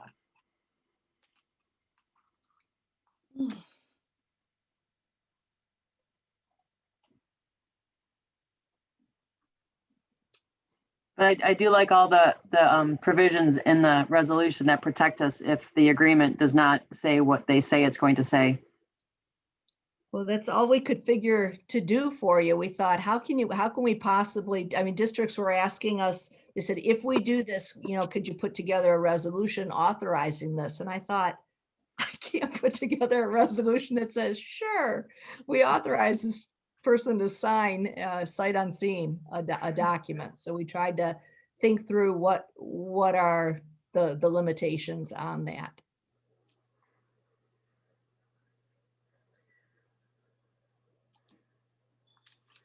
And if for some reason the closing agreements that we haven't seen, that only this attorney is going to see, if it happens to be different from what we have currently seen, like per the resolution we would allow him to sign for us on, is it just done at that point? Like he's going to see it on the last date that there is to sign it and that's all that there is? Or do we think there's any chance of being able to see it if it is different, I guess? I see. Yeah. What we've been told at this point is that districts will not have an opportunity to see the agreement before it is signed. So what we're trying to do is create an escape hatch that basically says, Alan Wilk, you are authorized to sign this on our behalf, provided it is what you said it was going to be. Now, if he is presented with something different and yet still feels that it is something that most of the districts might have an interest in signing, I suppose the possibility exists that it would be put out again for some kind of review and consideration by boards. But this has been such a bizarre process that, and what you're being presented with is such a bizarre arrangement that I can't even speculate as to what might occur. But what we're saying in the resolution is you're not authorized to sign something different than what you told us you were requesting permission to sign.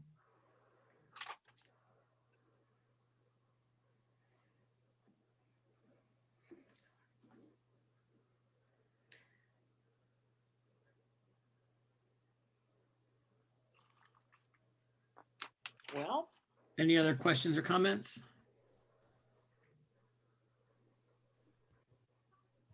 Thank you, Meg. I followed it better than I thought I would, given that run up.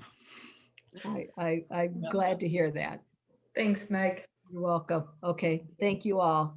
You're all set then? I can sign off here? Yeah, you're all good. Yes. Okay. Take good care, everyone. Yep, you too. Bye-bye. That brings us to agenda item 8, public comment. This is the time for public participation in the Board of Education meeting. The Board of Education intends for the public to have many opportunities to address the board and administration of the school district through emails, phone calls, face-to-face meetings, public hearings, and other meetings. We welcome individual and group input into the important issues that confront our schools. This is an open school board meeting, open to the public. We want to provide fair and impartial guidelines for participation as required by the Open Meetings Act and to encourage transparency and equal treatment for everyone in attendance.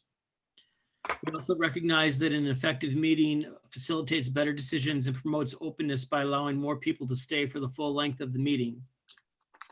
To meet these goals, please note, we ask that you identify yourself when you begin to speak. And you will have up to 3 minutes to address the board on agenda items or on items either on the agenda or not on the agenda. And Secretary Hart will give you a warning if you are approaching the 3-minute limit on public comment. Public comments will end at the close of this part of the agenda. In the event that the number of people wishing to comment requires longer than 30 minutes, public comment will be temporarily postponed and will be added to the end of the meeting to give people a chance to speak. Complaints about staff should be made outside of board meetings and should follow the applicable board policy. Please contact the superintendent's office if you have any questions regarding this item. The board cannot respond to public complaints about employees. Cannot respond to complaints about employees in public. This is meant to promote fairness to the staff person and the complainant. And lastly, the Ferndale Public Schools community acts with great civility toward one another. Please help us to maintain that tradition during public comment. So if you'd like to comment tonight addressing the board, please unmute yourself and introduce yourself, and you'll have the opportunity. Charlie would like to speak. Go ahead. Hi, Charlie. Hi, everybody. Hi. Hi, my name's Charlie Cavell. I'm our county commissioner. So I was talking to, not commissioner, school board member, Sarah Eltark over the weekend about COVID things, and it dawned on us that maybe it would be helpful to come and just officially say hello to everybody and let you know of some resources that are available, including my cell phone number, to everyone on the board and also following the meeting and anyone else. Please call me. So with that in mind, can I do 3 things real quick, which are to talk about where we've been up to now, pre-COVID, talk about school relevant info regarding COVID, and then give a couple of ways to stay in the loop. Okay, so where we've been up to now, Oakland County, well, Michigan gets about 160,000 doses of COVID vaccine a week, and then a chunk of that comes to Oakland County. Thus far, we've gotten almost 271,000 doses of vaccine, and that comes to Oakland through 2 different channels. That's through private systems like St. Joe's, Ascension, McLaren, Henry Ford, and Beaumont, as well as Walgreens CVS with long-term care facilities. And then it also comes through OakGov, which works with Myers and Rite Aid and working on, and there are 5 OakGov locations where you can get vaccinated. So there have been 210,000 private doses received in Oakland County. There have been just about, including this week's numbers, 60,000 OakGov doses of vaccine received. OakGov, if you go to the Michigan dashboard for COVID, is the only green county in Michigan. Everyone else is red or yellow. We're really proud of that. Part of that is due to the measurement there is, one, talking about our ability on the uptick or the uptake of the social vulnerability index. So this index is like a thing that's been evolving as the vaccine has been rolled out because we've been seeing disparities. So Oakland County is doing well compared to other places in making sure that social vulnerability is included in how vaccine is distributed and administered through government channels. That's not to speak to private channels. And then Charlie, second, you've got 30 seconds. Wow. All right. Call me. Would love to talk more about vaccine and how you can find answers if you don't feel like you're getting them.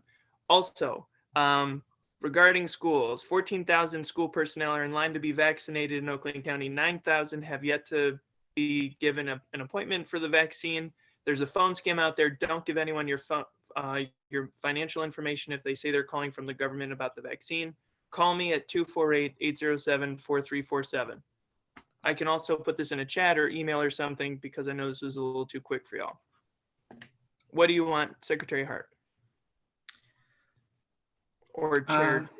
You're welcome to email the school board, Charlie, that information. Thank you.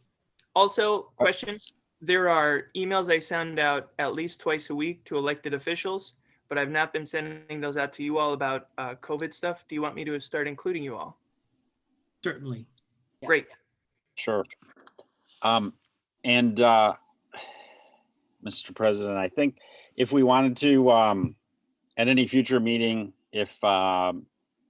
Cavell wants to do presentations, outside of public comment, I'm sure you and Dr. Bazzi would be happy to put him on the agenda for a little bit. Yes, we could accommodate that in the agenda. Let me know when you want me. I'd be happy to come anytime. Thank you, Mr. Cavell. Can you hear me? This is Maurice Telesford, the FEA president. Go ahead, Maurice. So happy to be at the meeting and see all the wonderful work that's happening in our district. And also happy to not have anything to say about the return to learn plan or vaccinations or anything like that. So our updates are mostly positive. We have been doing a pledge amongst the teachers to see if they would commit to spending at least $50 a month at local businesses in Ferndale and within the boundaries of our school district, understanding that a lot of small businesses have been under great duress during this time.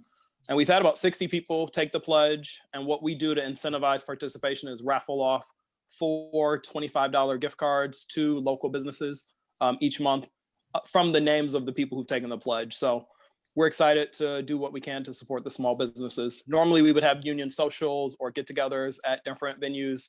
And obviously we haven't been able to do that. So the other good news is we are working on the calendar with the district and we are pretty close to done. I think we just have a few last things to button up, and it's a 2-year calendar, which is exciting amidst all the, I'll say turmoil and just uncertainty. Uncertainty is a better word of this year. I think it'll be really nice for the parents, staff, and community to have a 2-year calendar for the school year. And we also start bargaining this upcoming Wednesday, so in two days.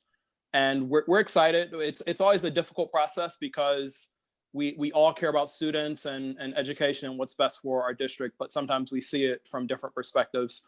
But the 2 cents I'll add right now is I think the buildings and the work we're doing to renovate our physical spaces is great.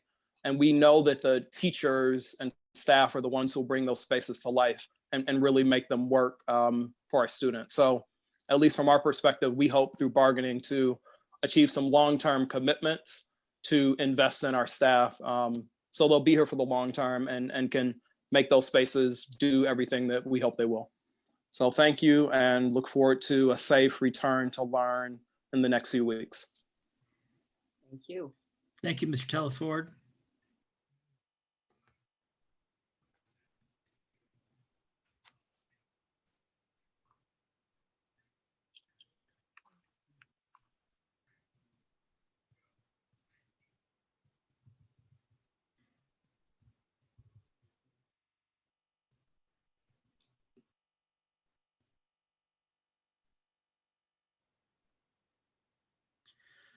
Would anybody else like to address the board this evening?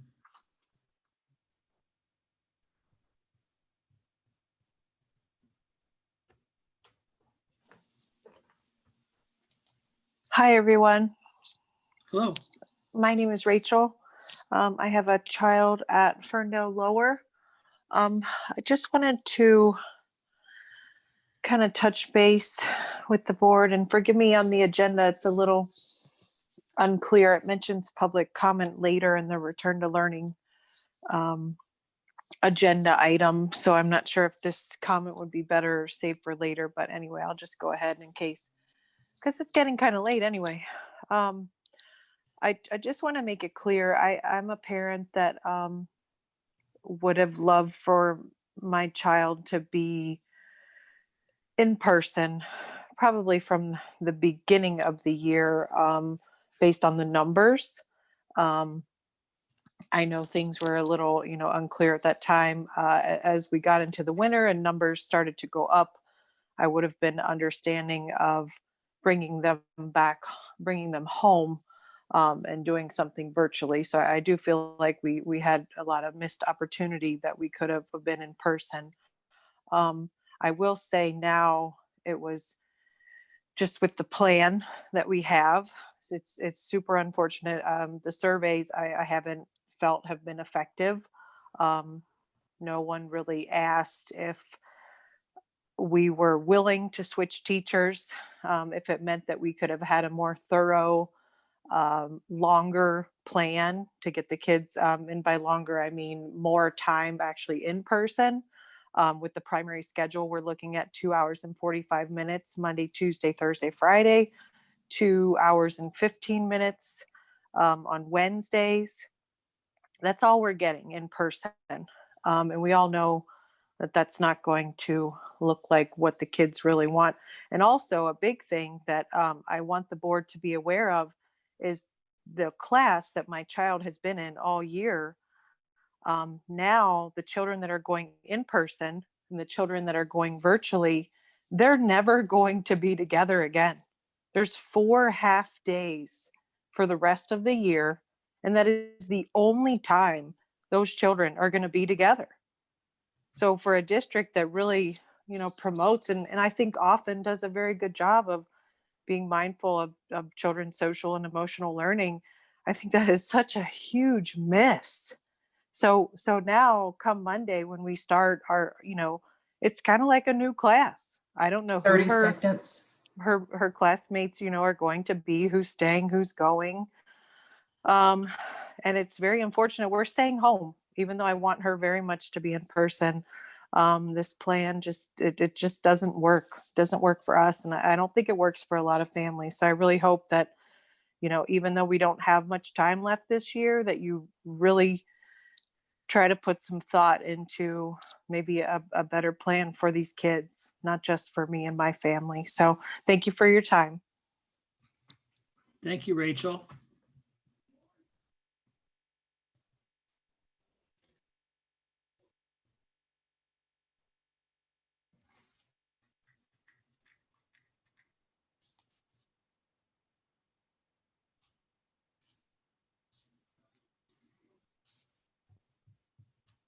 Is there anybody else that would like to address the board?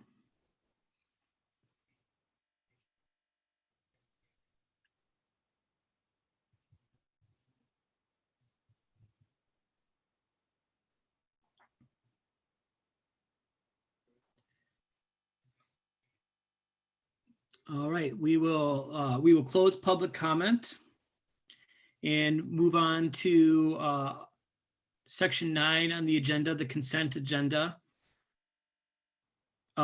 Agenda item 9.1, the request to approve the minutes of the regular meeting from January 25th, 2021.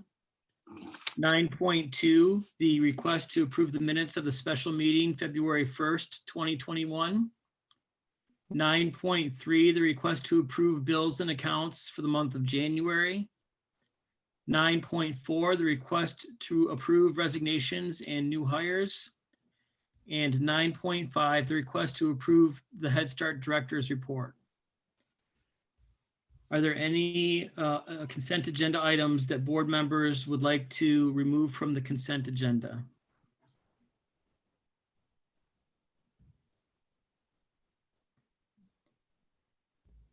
Seeing none, is there a motion to move the consent agenda?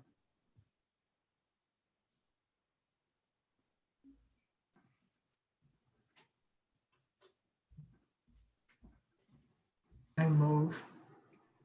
Moved by Jackie. Is there a second? Second. Seconded by Anna. Roll call, Ms. Shepherd. Eltark, Yes. Hart. Yes. Ibrahim, Yes. Latash, Yes. O'Donnell, Yes. President Davison.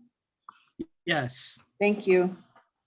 Thank you. With 6 yes votes, the consent agenda is approved.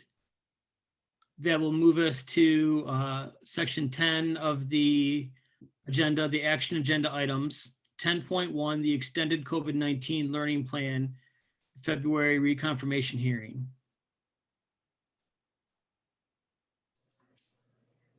Johanna, I'm going to hand it off to you.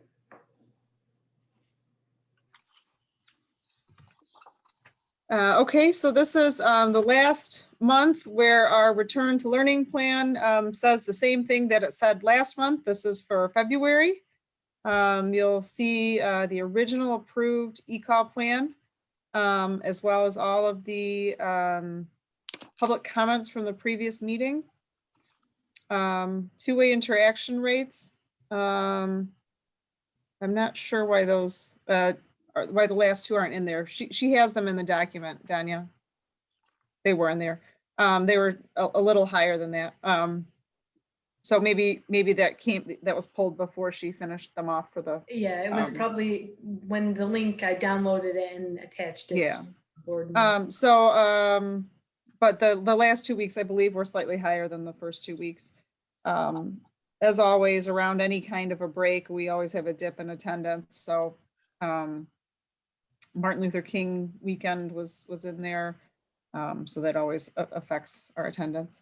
And then next month, we'll bring the new e-call plan, which will have the approved plan from the previous meeting for the roomies and zoomies. So that's it.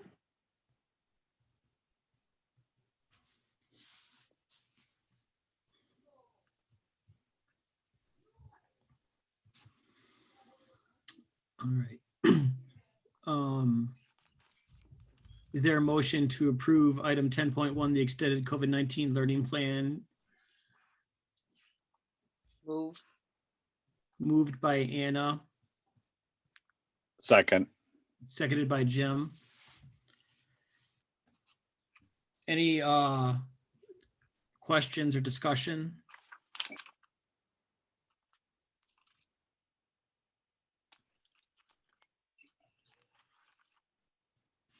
I guess I'm just one question, and I never, I guess, really realized it. So we're going to approve in March the learning plan for what is already in place as of the time when we have our meeting. Is that correct? Okay. Now, so it's not like ahead of time. Basically, what these e-call plans are is each month the state requires us to go over with the board what the current learning plan is for that month. So in March, we'll go over the current learning plan for what we were doing in March. And then we post them in the CEPI system, which is an online housing, like a clearinghouse. So each month we go in and they ask us, you know, what percentage of students are in school, what percentage of students are at home. We fill that out and it's by whatever the current month is. I don't know if that answered the question. Yep, no, that totally answers it. So it's what we're currently doing, not what is the plan to do. They want to know what's the actual as of right now. Okay, yes. Thank you. I appreciate it.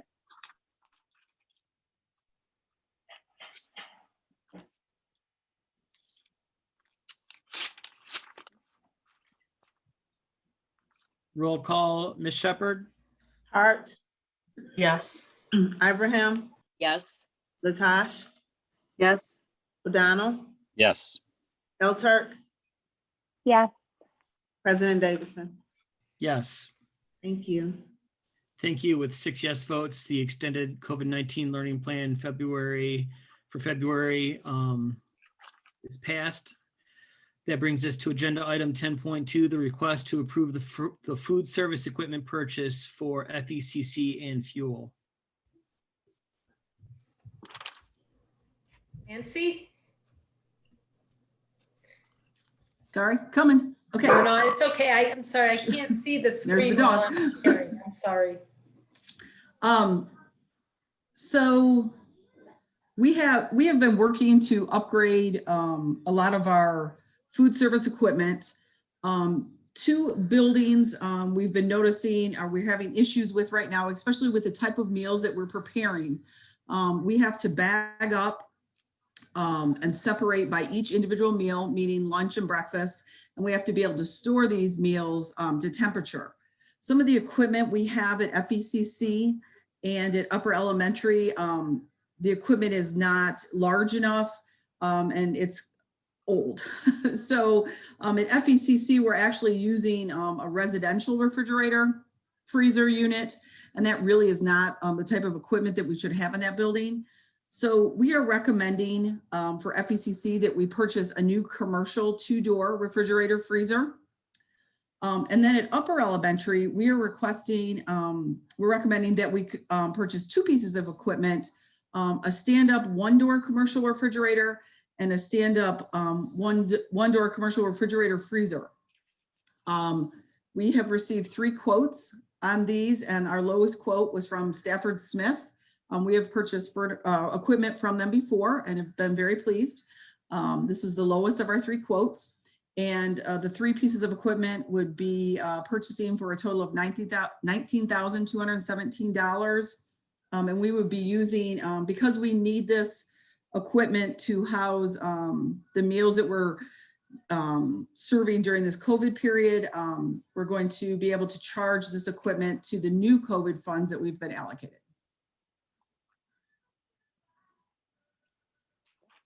So, does anyone have any questions?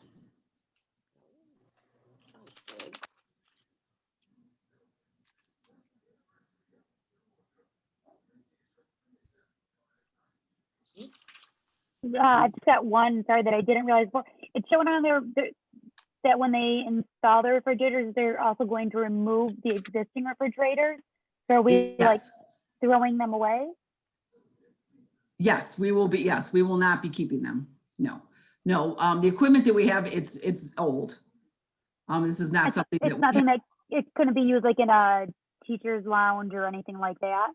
No. Okay. No, we have those types of things in those areas, and the age of this equipment, this isn't something that we want to keep. So we want to dispose of it.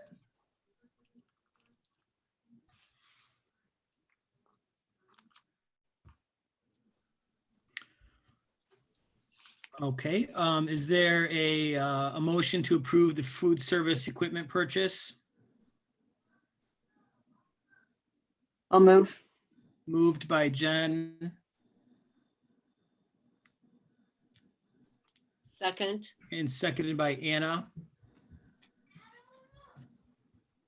Any other questions or comments before we vote? Roll call, Ms. Shepherd. Ibrahim, Yes. Latash, Yes. O'Donnell, Yes. Elturk, Yes. Hart, Yes. President Davison. Yes. Thank you. Thank you. With 6 yes votes, the request for food service equipment purchase is approved. That brings us to agenda item 10.3, the request to approve the March 2020 bond project bids for FECC and fuel. I just wanted to mention, I know Danya had mentioned some of them earlier, but we do have Andy Birch online with us tonight. Andy is going to be our project manager from Clark Construction through the duration of our entire bond. So Andy, if you want to just say hi. Hi, everyone. Hey, good to hear you. So anyways, Andy will be here in case we have any questions, but this is for the first batch of work in our bond projects. And, as the architect went over before, it's the work at FECC and fuel. We had 19 bid categories. Andy had put the bid packages together and lumped the work for both buildings together, similar trades, so that we could get some economies of scale. So we, out of the 19 bid categories, the total contract was, or total award recommendation is $5,790,869. We had a bond budget of $6,492,850. So this group of projects is actually under the bond budget by over $700,000. So we're asking for approval of these contracts to begin work this summer. This work will be completed at the end of this summer break. Just one thing I wanted to add, sorry.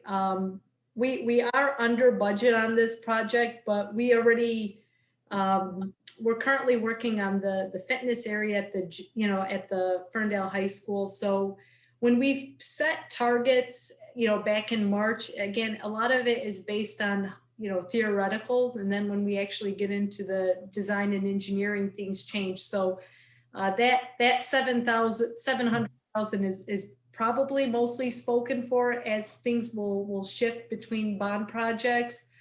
But this is still capturing all of the things that we stated we do within the bond work is being done, with the addition of 2 alternate projects that were even included in the original, specifically mentioned in the original. So we'll see things go plus and minus, and obviously we want to hit it as close to the target as possible. But I just wanted to make clear that 700,000 is going to be spoken for very quickly, most likely. Yeah, and just to mention, we did have a whole series of alternates that GMB and Clark put together in case, we did go over budget for any reason on this project. But the 2 that we did select, we felt like we couldn't go back later and do these. And the one was a new fire alarm system at FECC. To do that office renovation, we have to tear out the existing panel, and that panel is original with the building and it's old and outdated. So we felt like now was the time to get the new system in. And then the other thing is the gas piping on the roof at Fuel, because we are replacing the entire roof system. It would be very hard to work around that existing piping, and it's in bad shape. So now is the time to do it. So we felt like those 2 options we weren't able to do those in the future. So those are included in the pricing.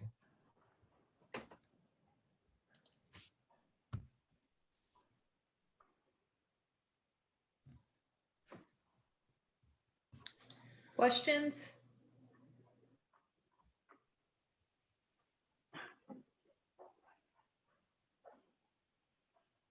I appreciate, when things come under, because we know the other things are going to come in over.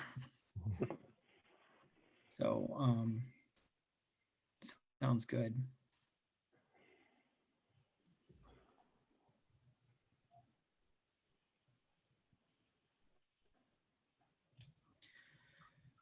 So is there a motion to approve the March 2020 bond project bids for FECC and Fuel? I move. Moved by Jackie Second. and seconded by Sarah.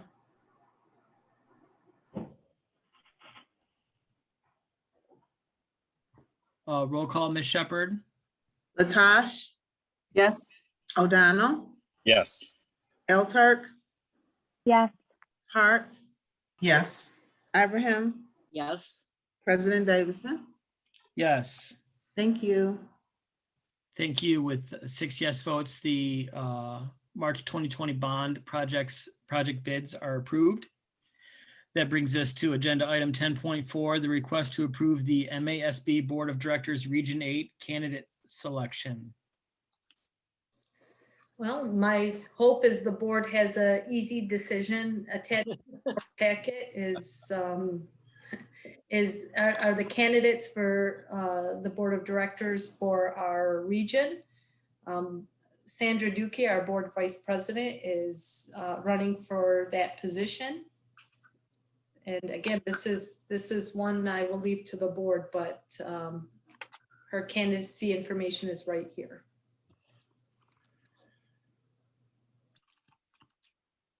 I'm pretty sure we can do this.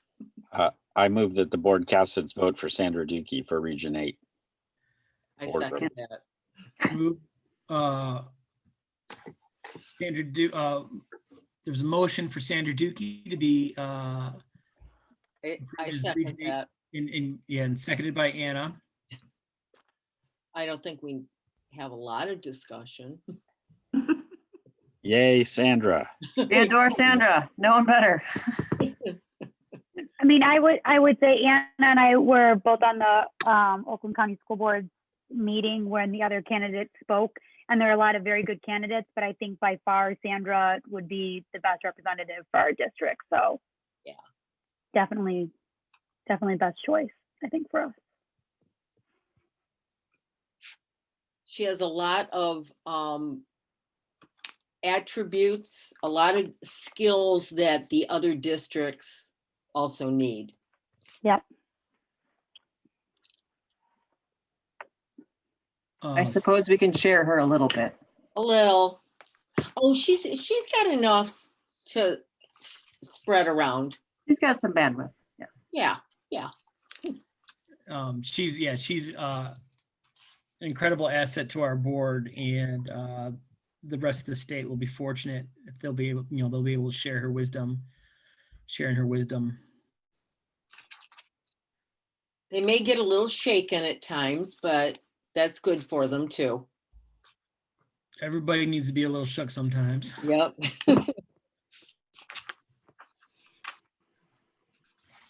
Roll call, Ms. Shepherd. O'Donnell, Yes. Elturk, Yes. Hart. Yes. Ibrahim, Yes. Latash, Yes. President Davison. Yes. Thank you. Thank you. With 6 yes votes, Sandra Dukey is approved as the candidate supported by the Ferndale Public Schools for the MASB Board of Directors Region 8.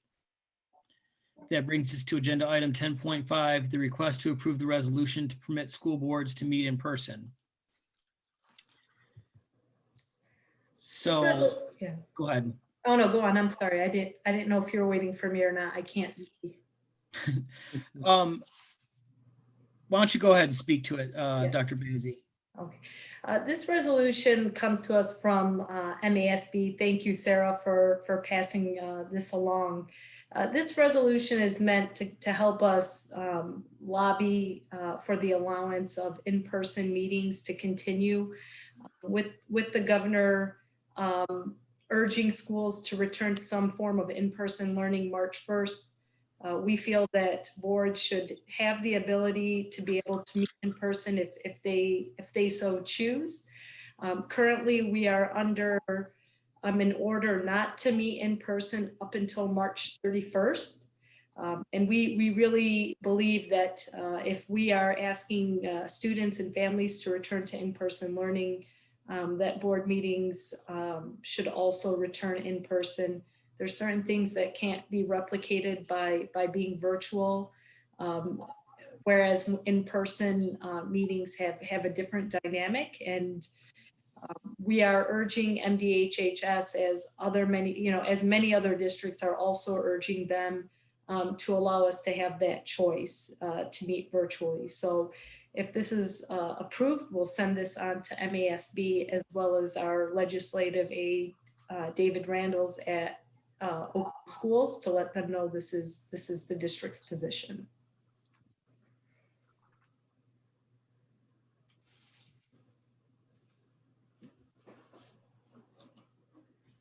Questions, comments, concerns? I think this is a great idea. I feel a little odd encouraging families, kids to go back to school and yet holding ourselves apart and saying, oh no, we can't do that. I don't understand the governor's position on that, but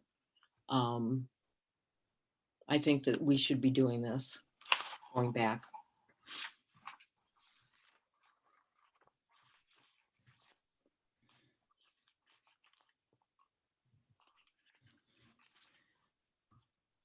Is there a motion to approve the resolution to permit school boards to meet in person?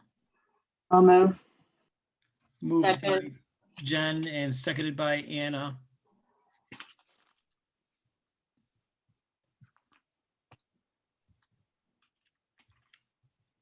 Roll call, Ms. Shepherd. Elturk, Yes. Hart. Yes. Ibrahim, Yes. Latash, Yes. O'Donnell, Yes. President Davison. Yes. Thank you. Thank you. With 6 yes votes, the resolution to permit school boards to meet in person is approved.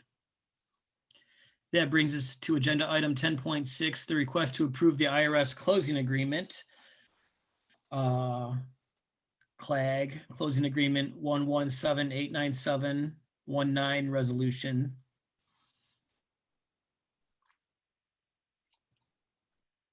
I move Sorry. to, So Sorry, we I did- obviously, yeah, I think we discussed this at length with the attorney. yeah, If there's anything else, let me know. we've discussed this at length. yes. I move to approve. Moved by Anna A second. and seconded by Jim. Roll call, Ms. Shepherd. Hart, Yes. Ibrahim, Yes. Latasha, Yes. O'Donnell, Yes. Eltert, Yes. President Davison. Yes. Thank you. Thank you. With 6 yes votes, the request to approve the IRS closing agreement resolution is passed. It's approved.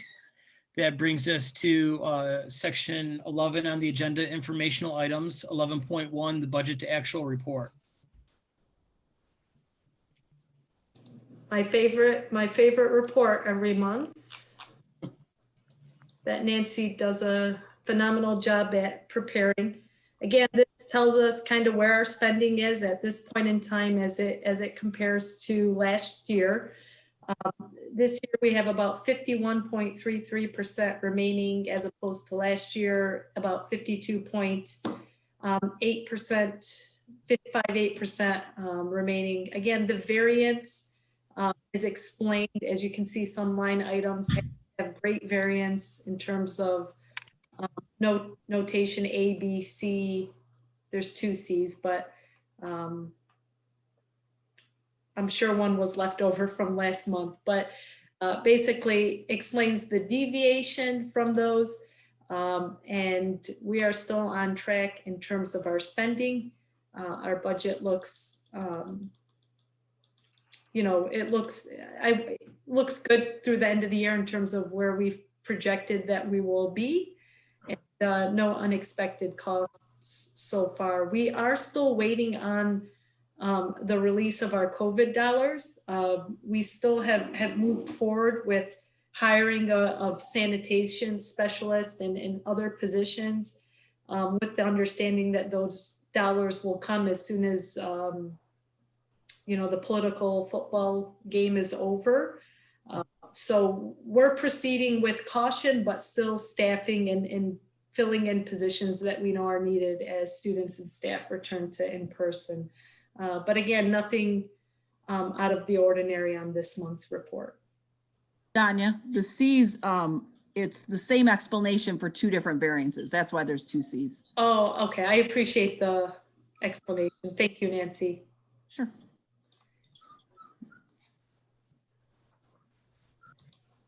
All right. Questions? All right, that takes us to 12, consideration of any pulled consent agenda items, of which there were none. Agenda item 13, the next board meeting is a special board meeting committee of the whole scheduled for March 8th, 2021. And agenda item 14, the next regular board meeting is scheduled for March 15th, 2021. And that brings us to the Eagles Points of Pride or comments for this month's meeting.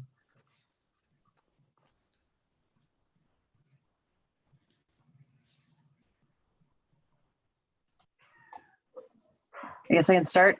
I just want to wish everyone the best of luck on the 1st, the 8th, and the 15th. I know it's going to be a big transition for all of our students and our families and our teachers and our principals and administrators.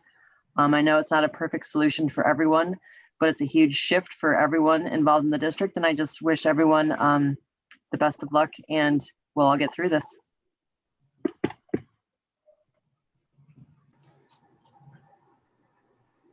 I'll go next, I guess. I just want to say I appreciate all the teachers and staff for the hard work that everyone has done virtually and for preparing to go back to the building next month. And shout out to all the teachers and staff who've been able to get vaccinated. And hopefully if you haven't, you'll be able to get in line soon to get that done.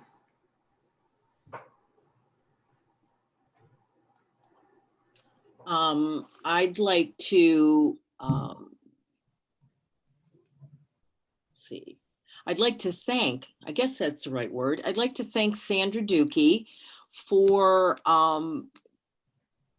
introducing her 21 days of the anti-racism challenge that she brought to the Oakland County School Board Association's Diversity, Equity, and Inclusion Subcommittee. And I'm not sure how many people accepted that challenge or took part in it. I did, and it was, I haven't done every single day of it in order, but I've done a lot of it. And it has been very eye-opening. It's been very gratifying. And I would probably never have done it without her encouragement. I'm hoping that she's able to bring that to the entire Oakland County School Board Association in the future.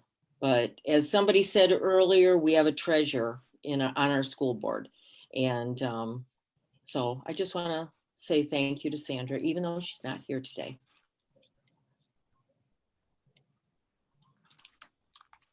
That's all.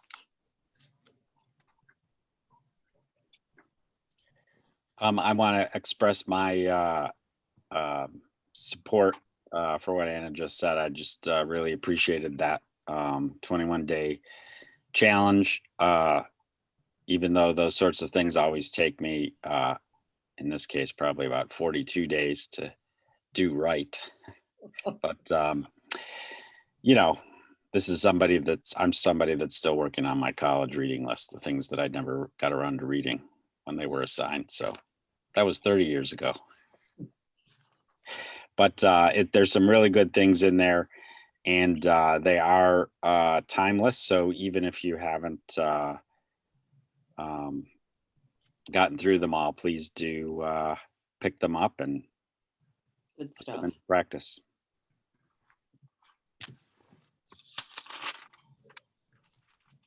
I'm going to do one. I was able to attend this weekend a meeting with the Royal Oak Township's Truth Through Reconciliation, a project that they've been working on for the past year to do more of the history of what Royal Oak Township or Royal Oak Charter Township used to be and how it's changed.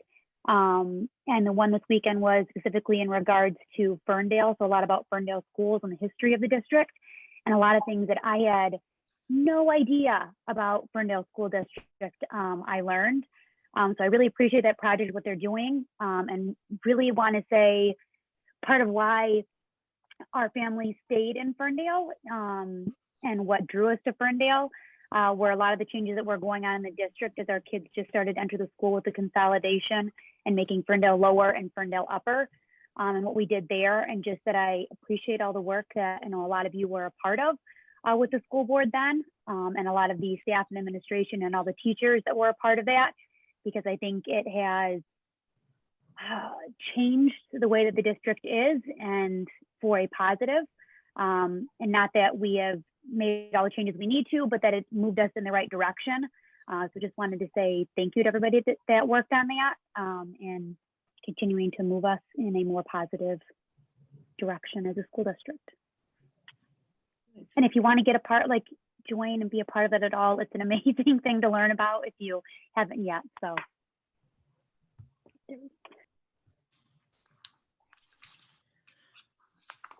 Well, I would like to share as my point of pride this evening that similar to what's been said, I am it's really remarkable all the work that's gone into leading up to the district's move to hybrid education soon.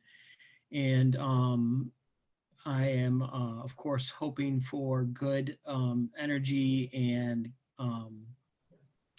hoping everything positive as that rolls out. I also wanted to mention, I can't remember which Detroit daily it was this morning, whether it was the News or the Free Press, but one of them is listing the Ferndale men's basketball team as ranked 10th in the state. They're off to a great start, and I've caught a few minutes here and there on Facebook Live, and they're fun to watch, and I'm hoping to catch some more soon.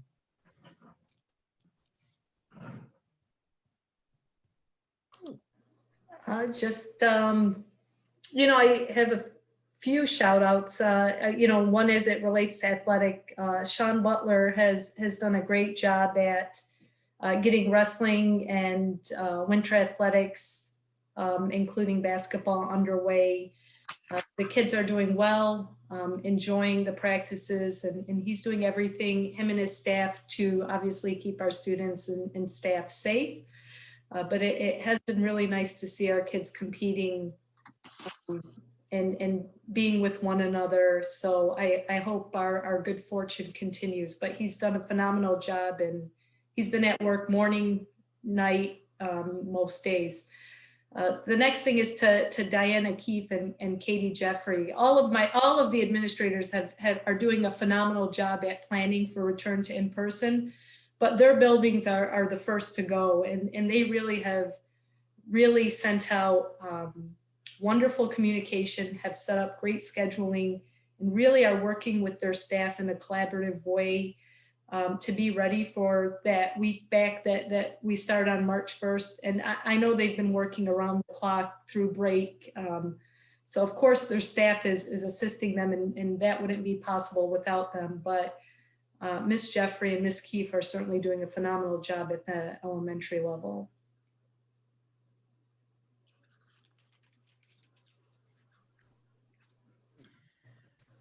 All right, thank you all. Is there a motion to go into closed session to discuss the superintendent evaluation mid-year check-in?